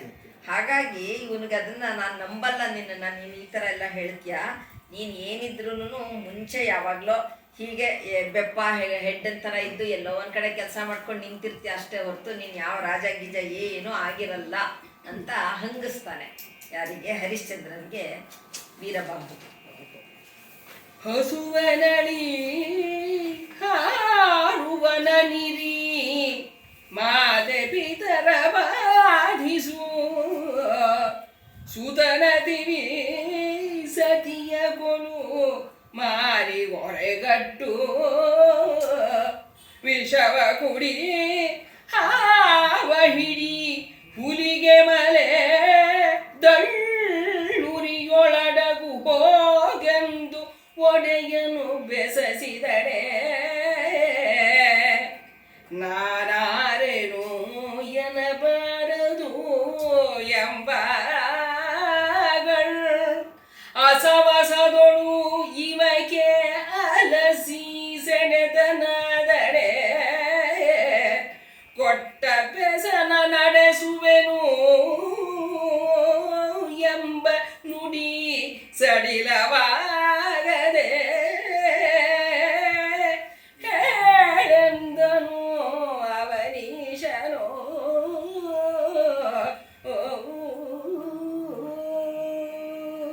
ಅಂದರೆ ಹರಿಶ್ಚಂದ್ರನ ಬಾಯಲ್ಲಿ ಕವಿ ಎಂತೆಂಥ ಮಾತಾಡಿಸ್ತಾನೆ ಅಂತ. ನೀನು ನನಗೆ ಹಸುವನಳಿ, ಹಸುವನ ಕೊಲ್ಲು, ಅಂದರೆ ಗೋಹತ್ಯೆ ಅಂದರೆ ಮಹಾಪಾಪ, ಅದು ಎಂದೆಂದೆಂದು ಯಾರೂ ಮಾಡಬಾರ್ದು ಅಂತ ಯಾವಾಗಲಿಂದನೂ ಅದು ನಮ್ಮ ನಂಬಿಕೆ, ನಾವು ಆ ರೀತಿ ನಡ್ಕೊಂಬಂದಿದ್ದೀವಿ. ಅದನ್ನು ಕೊಲ್ಲು ಅಂದರೂ ಕೊಲ್ತೀನಿ, ಹಾರುವವನ ಇರಿ, ಬ್ರಾಹ್ಮಣನ್ನ ಇರದು ಕೊಲ್ಲು ಅಂದ್ರೂ ಅಂದರೆ ಬ್ರಹ್ಮಹತ್ಯಾ ದೋಷ ಅನ್ನೋದು ಕೂಡ ನನಗಿಲ್ಲ, ಅದನ್ನೂ ಬೇಕಾದ್ರೆ ಮಾಡ್ತೀನಿ. ಮಾತೆ ಪಿತರ ಬಾಧಿಸು, ತಂದೆ ತಾಯಿಗಳನ್ನ ಗೋಳು ಇಕ್ಕು ಅಂದ್ರೆ ಅದನ್ನೂ ಮಾಡ್ತೀನಿ. ಸುತನ ತಿವಿ ಸತಿಯ ಕೊಲು, ಇದನ್ನೆಲ್ಲಾನು ನಾ ಮಾಡ್ತೀನಿ. ಮಾರಿಗೊರೆಗೊಟ್ಟು ಅಂದರೆ ಮುಂದೆ ಆಗೋದನ್ನೆಲ್ಲ ಏನಾದರೂ ಕಲ್ಪಿಸ್ಕೊಂಡು ಹೇಳೋದು, ಸುಳ್ಳು ಸುಳ್ಳು ಹೇಳೋದು, ಏನು ಬೇಕಾದ್ರೂ ಅದನ್ನೆಲ್ಲ ಮಾಡ್ತೀನಿ. ವಿಷವ ಕುಡಿ, ಹಾವ ಹಿಡಿ, ಹುಲಿಗೆ ಮಲೆ ದಳ್ಳೊರಿಯ ಅಡಗು, ಅಂದರೆ ಈಗ ಹುಲಿ ಹಿಡಿ ಅಂದರೆ ಅದನ್ನೂ ಹಿಡಿತೀನಿ, ಹಾವು ಹಿಡಿತೀನಿ, ಮತ್ತು ದಳ್ಳೊರಿಯಲ್ ಅಡಗು ಅಂದರೆ ಬೆಂಕಿ ಬಿದ್ದಿರೋ ಒಂದು ಮೆದೆ ಇರುತ್ತಲ್ಲ, ಅಂಥ ಒಂದು ಮೆದೆ ಇರುತ್ತಲ್ಲ, ಅಂದರೆ ಏನು ಹೇಳ್ತಾರೆ ಅದಕ್ಕೆ, ಬಿದಿರಿನ ಮೆಡೆಗಳು ಈ ಥರದ್ದೆಲ್ಲ, ಅದರೊಳಗಡೆ ಹೋಗು ಅಡಕ್ಕೋ ಅಂತಂದ್ರೆ ಅಲ್ಲಿಗೂ ಬೇಕಾದ್ರೆ ಹೋಗ್ತೀನಿ. ಅಂದರೆ ಯಾವುದು ಬೇಕಾದರೂ ನಾನು ಮಾಡ್ತೀನಿ. ಬೆಸಸಿದಳೆ ನಾನು ಏನೇನು ಬೇಕಾದರೂ ಮಾಡ್ತೀನಿ. ಯಾಕಂದರೆ ನನ್ನ ಅಸ್ತಿತ್ವದ ಮೇಲಿನ ಹಿಡಿತನ ನಾನು ಅದನ್ನು ಹಿಡ್ಕೊಂಡು ಕೂತ್ರೆ ಇದನ್ನು ಯಾವುದನ್ನು ಮಾಡೋಕ್ಕಾಗಲ್ಲ. ಅದನ್ನು ನಾನು ನನ್ನ ಅಸ್ತಿತ್ವನ ಮರೆತು ಬಿಟ್ಟಿದ್ದೀನಿ, ಅದನ್ನು ಬಿಟ್ಟು ಬಿಟ್ಟಿದ್ದೀನಿ. ಸೆಳೆದನಾದೊಡೆ ಕೊಟ್ಟ ಅದನ್ನೆಲ್ಲ ನಾನು ಹಿಡ್ಕೊಂಡು ಕೂತ್ರೆ ಕೊಟ್ಟ ಬೆಸರ ನಡೆಸುವೆನೆಂಬ ಅದನ್ನು ನಾನೀಗ ನಿನಗೆ ಮಾತು ಕೊಟ್ಟಿದ್ದೀನಿ, ಯಾವ ಕೆಲಸನಾದ್ರು ಮಾಡ್ತೀನಿ ಅಂತ. ಅದು ನನ್ನ ಹಳೆಯ ಕತೆ, ನಾನು ಹಾಗಿದ್ದೆ ಹೀಗಿದ್ದೆ ಅಂತ ಹಿಡ್ಕೊಂಡು ಕೂತ್ರೆ ನನ್ನ ಮಾತು ನಾನೇನೆ ಹುಸಿ ಆಡ್ದಾಗತ್ತೆ, ನಾ ಕೊಟ್ಟ ಮಾತನ್ನು ಉಳಿಸ್ಕೊಳ್ದೆ ಇರೋ ಹಾಗಾಗತ್ತೆ. ಹಾಗಾಗಿ ನುಡಿ ಸಡಿಲವಾಗದೆ ನಾನು ಕೊಟ್ಟ ಮಾತು ಅದೊಂದು ಲೂಸ್ ಥರ ಆಗುತ್ತೆ, ಏನೋ ಅದಕ್ಕೊಂದು ಬೆಲೆ ಇದ್ದೇ ಇದ್ದಾಗತ್ತೆ ಅಂತ ಹೇಳಿ ಅವನೀಶ ಅಂದರೆ ರಾಜ ಹೇಳ್ತಾನೆ ಇವನ ಜೊತೆ, ಅನಾಮಿಕನ ಜೊತೆ. ಏನನಾಂಬೆಸನಿತ್ತೊಡೆ ಅದ ಬಿಡದೆ ನಡೆಸುವ ನೀನೆನಲು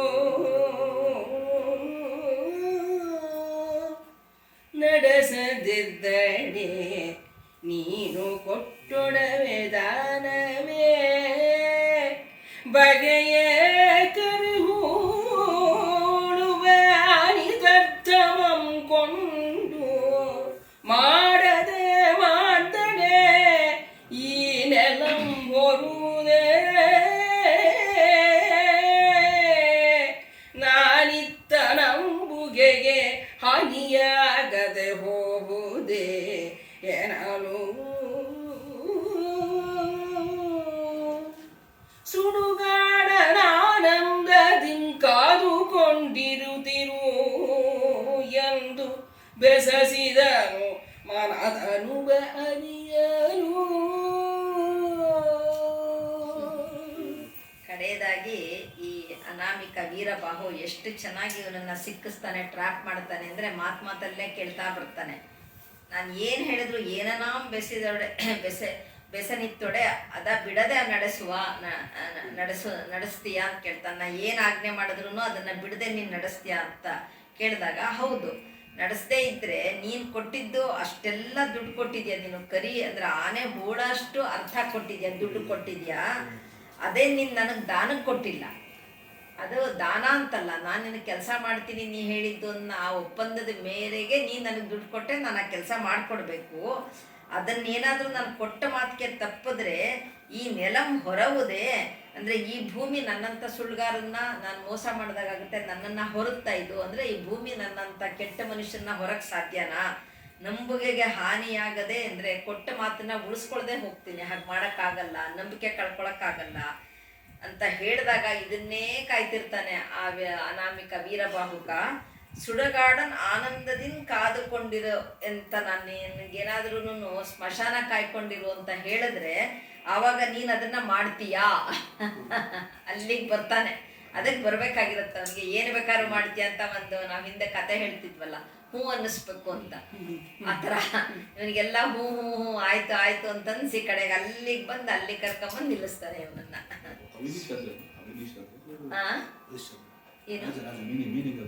ಅವನೀಶ ಅಂದ್ರೆ ರಾಜ, ಭೂಮಿಯ ಒಡೆಯ ಅವನೀಶ. ಸುಡುಗಾಡ ಕಾಹೆವೆಂದು ಏನದರ ಪಂಥ ನುಡಿದು ಬೇಳೆನೆ ಸುಡುವ ನೆಲದೆರೆಯ ಹಾಗ ಹೆಣದುಡಿಗೆಯಂ ತಂದು ಎನಗೆ ಕೊಡುವುದು ಆತನೆಯಕ್ಕಿಯಂ ನಿನ್ನ ಸಂಬಳಕ್ಕೆ ಪಡಿಯಾಗಿ ಕೊಂಡುಂಬುದು ಅಳುಬದಿರು ಹುಸಿಯದಿರು ಬಿಡದಿರು ಎಂದು ಉಡುಗೊರೆಯ ವೀಳೆಯದ ಕೂಡೆ ತಾ ಹಿಡಿದ ಸಂಬಳಿಗೋಲ ಮುದ್ರೆಗೊಟ್ಟಂ ವನಧಿ ಮುದ್ರಿದ ಧರಾಧಿಪತಿಗೆ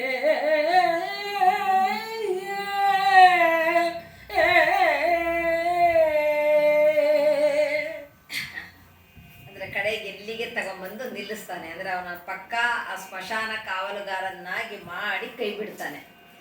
ಸುಡುಗಾಡ ಕಾಹೆ ಅಂತ ಅಂದ್ರೆ ಸುಡುಗಾಡನ್ನ ನೀನು ನೋಡ್ಕೊಂತೀನಿ ಅಂತ ಹೇಳಿದೆ, ನೋಡ್ಕೊ ಅಂತ ಹೇಳಿದೆಯಲ್ಲ, ಅದನ್ನ ಕಾಹೆವೆಂದೆ ಏನು ಅದರ ಪಂಥಮಂ ನುಡಿದು ಅಂದರೆ ಏನೇನು ಷರತ್ತು ನೀ ಹೇಳಿದೆಯಲ್ಲಪ್ಪ ಸುಡುಗಾಡು ಕಾಯೋದು ಅಂತ, ಹಾಗಂದ್ರೆ ಏನು, ಅದರ ಷರತ್ತೇನು, ನಾನು ಏನು ಮಾಡಬೇಕು ಹೇಳು ಅಂತ ಕೇಳ್ತಾನೆ ಹರಿಶ್ಚಂದ್ರ.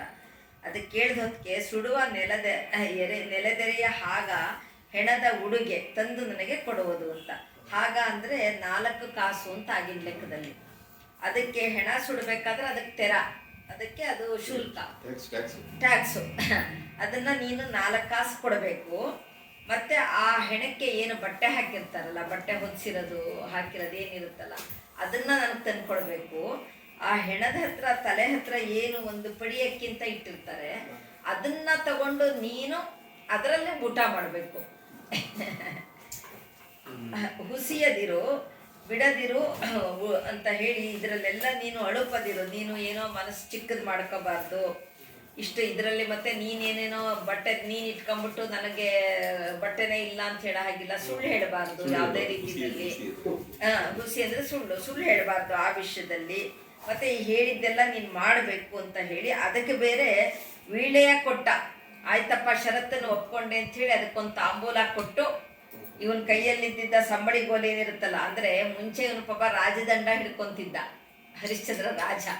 ಇವತ್ತು ಇದನ್ನು ಕೊಡ್ತಾ ಇದ್ದಾನೆ, ಯಾವುದು ಸಂಬಳಿ ಗೋಲು, ಅಂದರೆ ಅವನೇನು ಇಟ್ಕೊಂಡಿರ್ತಾನಲ್ಲ ವೀರಬಾಹು, ಅದನ್ನ ಇವನ ಹತ್ರ ಕೊಡ್ತಾನೆ. ಮುದ್ರೆ ಕೊಟ್ಟು ಮತ್ತು ಅವನದೇನೊಂದು ಮುದ್ರೆ ಇರುತ್ತಲ್ಲ ಸೀಲು, ಅಂದರೆ actually he is handing over the charge ಆ ಥರ ಈ ಒಂದು ಸ್ಮಶಾನ ಕಾವಲುಗಾರನ್ನ ಒಂದು ಚಾರ್ಜ್ನ ಇವನಿಗೆ ಕೊಡ್ತಾ ಇದ್ದಾನೆ. ಈ ಅಧಿಪತಿಗೆ ಪಾಪ ಇಂಥ ಒಬ್ಬ ಸಾರ್ವಭೌಮನಿಗೆ ಈ ರೀತಿ ಅಂದರೆ ವನದಿ ಮುದ್ರಿತದ ಧರಾಧಿಪತಿಗೆ, ಅಂದ್ರೆ ಧರೆಗೆ ಅಧಿಪತಿಯಾಗಿರ್ತಾನೆ ಇವನು ಸಾರ್ವಭೌಮ. ಅಂದ್ರೆ ಸಪ್ತ ಸಾಗರಗಳಿಗೆ ಒಡೆಯಾಗಿರ್ತಾನಲ್ಲ ಅವನು. ವನದಿ ಅಂದ್ರೆ ಮುದ್ರೆಂ ಕೊಟ್ಟ ವನದಿ ಮುದ್ರಿತ ಧರಾಧಿಪತಿಗೆ, ಆ ಸಪ್ತ ಸಮುದ್ರದ ಒಡೆಯಾಗಿದ್ದವನಿಗೆ ಈ ಸಂಬಳಿಗೋಲು ಕೊಡ್ತಾನೆ. ಈ ಒಂದು ಸ್ಮಶಾನ ಕಾಯುವ ಕೆಲಸವನ್ನ ಇವನಿಗೆ ಒಪ್ಪಿಸ್ತಾನೆ ಇವತ್ತಿಂದ. ಹೆಸರ ಹೇಳುತ್ತ ಸಾರುತ್ತ ಮೈಗುರುಹ ತೋರಿಸುತ್ತ ಪುರದೊಳಗೆ ಇದೆ ಜನವರಿಗೆ ಹರೆಯ ಮೊಳಗಿಸುತ್ತ ಮೆರೆಯುತ್ತ ಹೋಗೆಂದು ಕಳುಪೆ ಪುರಮಟ್ಟಂ ಎಲ್ಲವ ಮಾಡುತ್ತ ನಸು ಕುಸಿದ ದೇಹ ಕಂಕರಿಗೋಲ ನಿರಿದು ಬಾರಿಸುತ್ತ ಕೈ ಬಿಡದೆ ಸಂಬಳೆಂದೆಂದು ಕೊಸರುತಿಹ ಬಾಯಿ ಬೆರಸಿ ಬೀದಿ ಬೀದಿಯೊಳು ಸುಣಿದಂ ಸತ್ಯ ಸಂಪನ್ನನು.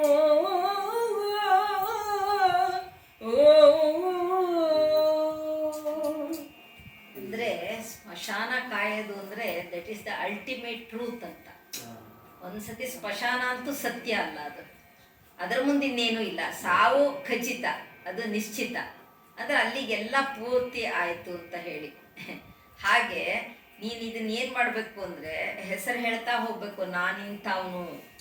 ಮತ್ತೆ ಇದ್ರದ್ದು ಏನೇನು ಷರತ್ತುಗಳು ಹೇಳಿದ್ದೀನಲ್ಲ, ಅದಕ್ಕೆ 2-4 ಕಾಸು ನೀವು ಕೊಡಬೇಕು, ಆ ಬಟ್ಟೆ ಕೊಡಬೇಕು, ಅದು ರಾಜನಿಗೆ ನೀವು ಕೊಟ್ಟ ಅಕ್ಕಿ ನನಗೆ ಅಂತ ಹೇಳಿ ನಾನಿಂಥವನು ಅಂತ ಸಾರ್ತಾ ಹೋಗ್ಬೇಕು ಎಲ್ಲ ಕಡೆಗೆ. ಯಾಕಂದ್ರೆ ನಾಳೆ ಸ್ಮಶಾನಕ್ಕೆ ಬಂದಾಗ ಇವನು ಯಾರು ಅಂತ ಜನ ಇವನಿಗೆ ಗೊತ್ತಿಲ್ಲ ಅಂತ ಹೇಳಬಾರ್ದು. ಹಾಗೆ ಅಂದ್ರೆ ಆ ಕೆಲಸ ಮಾಡಿಸ್ತಾನೆ. ಪುರದೊಳಗೆ 5 ಜನವರಿಯೇ ಹರೆಯ ಮೊಳಗಿಸುತ್ತ, ಅಂದ್ರೆ ತಮಟೆ ಬಾರಿಸ್ತಾ ಹೋಗ್ಬೇಕು. ಆಗಿನ ಕಾಲದಲ್ಲಿ ಹಾಗೆಲ್ಲ ಇತ್ತಲ್ಲ ಪದ್ಧತಿ, ಎಲ್ಲರಿಗೂ ತಮಟೆ ಬಾರಿಸ್ಕೊಂಡು ನೋಡಿ ನೋಡಿ ನಾವು ಬರ್ತಿದ್ದೀವಿ ಅಂತ. ಅದಕ್ಕೆ ಸಂಬಳೆಂದೆಂದು ಅಂದ್ರೆ ಅಲ್ಲೂ ಹೇಗೆ ಅಂತಂದ್ರೆ ಹುಷಾರು, ನಾ ಬರ್ತಾ ಇದ್ದೀನಿ. ಯಾಕಂದ್ರೆ ಇವನು ಚಾಂಡಾಲ, ಇವನು ಬರ್ತಿರೋವಾಗ ಮೈಲಿಗೆ ಆಗ್ಬಾರ್ದು, ಬಾಕಿ ಜನ ಬರ್ತಿರ್ತಾರೆ. ಹಾಗಾಗಿ ದೂರ ದೂರ ದೂರ ಅಂತ ಬರ್ತಿದ್ರಲ್ಲ, ಹಾಗೆ ದೂರ ಹೋಗಿ ನಾನು ಬರ್ತಾ ಇದ್ದೀನಿ, ನಾನು ಇಂಥವನು ಕಾವಲುಗಾರ ನಾನು ಅಂತ ಹೇಳಿ ಆ ಸಂಬಳ ಗೋಲನ್ನು ಹಿಡ್ಕೊಂಡು ನೀನು ಎಲ್ಲ ಕಡೆ ಬೀದಿನಲ್ಲಿ ಎಲ್ಲ ಕಡೆ ಸಾರಿ ಬರಬೇಕು. ಇಷ್ಟು ದುಡ್ಡು ಇದು ಇವ್ರಿಗೆ ಕೊಡಬೇಕು, ನಮ್ಮ ಒಡೆಯನಿಗೆ, ನನಗೆ ಇಷ್ಟು, ನನ್ನ ಇದು ಸಂಬಳ ಏನು ಅಂತಂದರೆ ಆ ಪಡಿ ಅಕ್ಕಿ ಇದು ನನಗೆ ಕೊಡಬೇಕು ಅಂತ ಹೇಳಿ ಪ್ರತಿಯೊಂದು ಕಡೆನೂ ಹೋಗಿ ನೀನು ಹೇಳಿ ಬರಬೇಕು. ಅಂದರೆ ನಸು ಕುಸಿದ ದೇಹ, ಪಾಪ ಆ 6 ಅಡಿ ದೇಹನ 3 ಅಡಿ ಅಂತ ಹೇಳ್ತಾರಲ್ಲ, ಹಾಗೆ ಆ ನಡು ಬಗ್ಗಿಸ್ಕೊಂಡು ಆ ಒಂದು ಕೋಲ್ ಹಿಡ್ಕೊಂಡು ತಮಟೆ ಬಾರಿಸ್ಕೊಂಡು ಹೋಗಿ ಎಲ್ಲ ಕಡೆ ಇದನ್ನ ಸಾರ್ತಾನೆ ಹರಿಶ್ಚಂದ್ರ. ವರವಾರಣಾಸಿ ಮಧ್ಯವೇ ಲಾಳ ದೇಶವು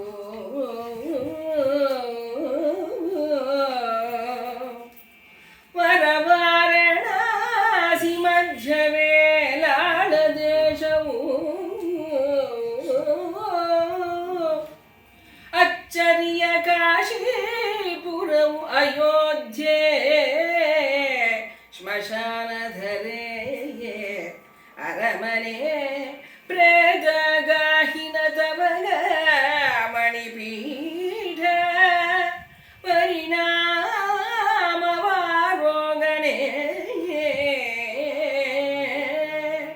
ಪರಮ ಅಧೃತಿ ಚತುರಂಗ ಸೇನೆ ಸಂಬಳಿಗೋಲು ಕರವಾಳು ಸತ್ಯ ಭಂಡಾರ ಪತಿಯಾಜ್ಞೆ ಭಾಸುರತರ ಕ್ಷತ್ರ ಧರ್ಮಂಗಳು ಪತಿಯಾಜ್ಞೆ ಭಾಸುರತರ ಕ್ಷತ್ರ ಧರ್ಮಂಗಳು ಎಂದೇ ಕಾಣುತ್ತಿದ್ದನು ಹರಿಶ್ಚಂದ್ರನು.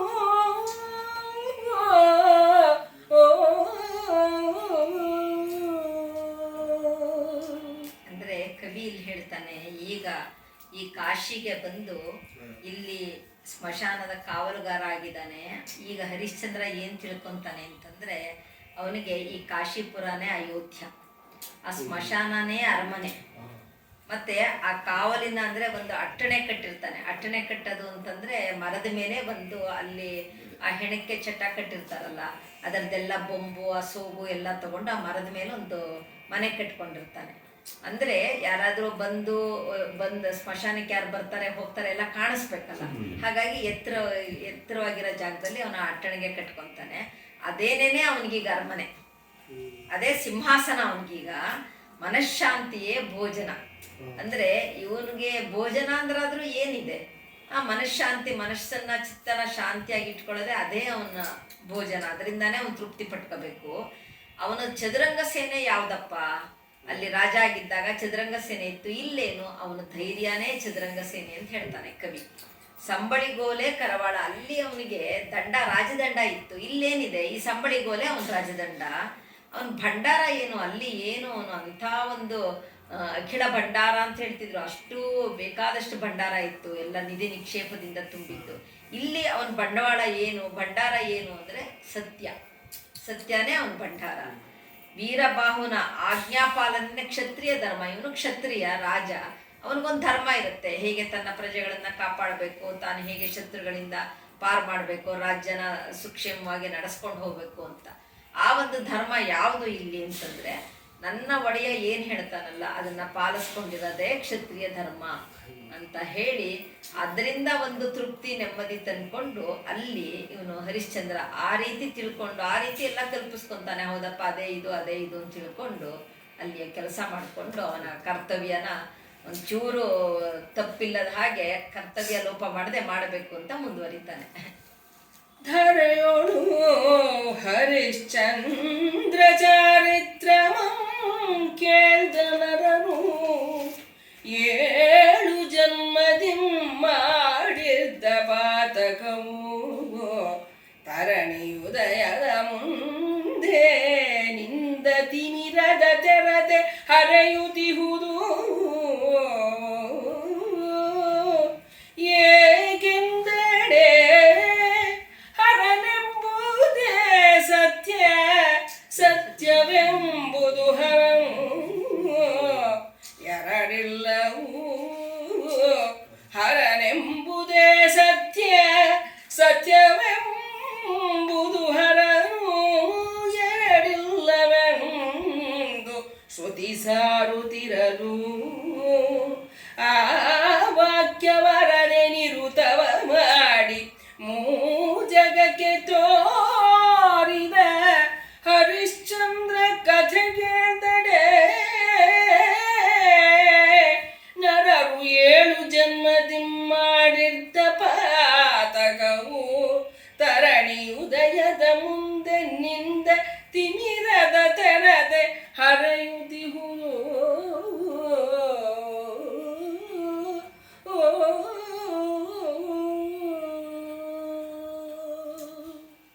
ಕತೆ ಕೇಳಿದ ಫಲಶ್ರುತಿ ಅಂದರೆ ಮತ್ತೆ ಜನ್ಮ ಬರಲ್ಲ ನಮಗೆ, ಸತ್ಯನೇ ಹರ, ಹರನೇ ಸತ್ಯ ಅನ್ನೋ ಒಂದು ಅಂತಿಮವಾದ ಒಂದು ಸತ್ಯವನ್ನ ಲೋಕಕ್ಕೆ ತಿಳಿಸ್ಬೇಕು ಅನ್ನೋ ಉದ್ದೇಶ ಈ ಕಥೆದು ಅಂತ ಕವಿ ಹೇಳ್ತಾರೆ. ಶ್ರೀಪತಿಗೆ ಸೊಬಗನು ಉಡುಪತಿಗೆ ಶಾಂತಿಯನು,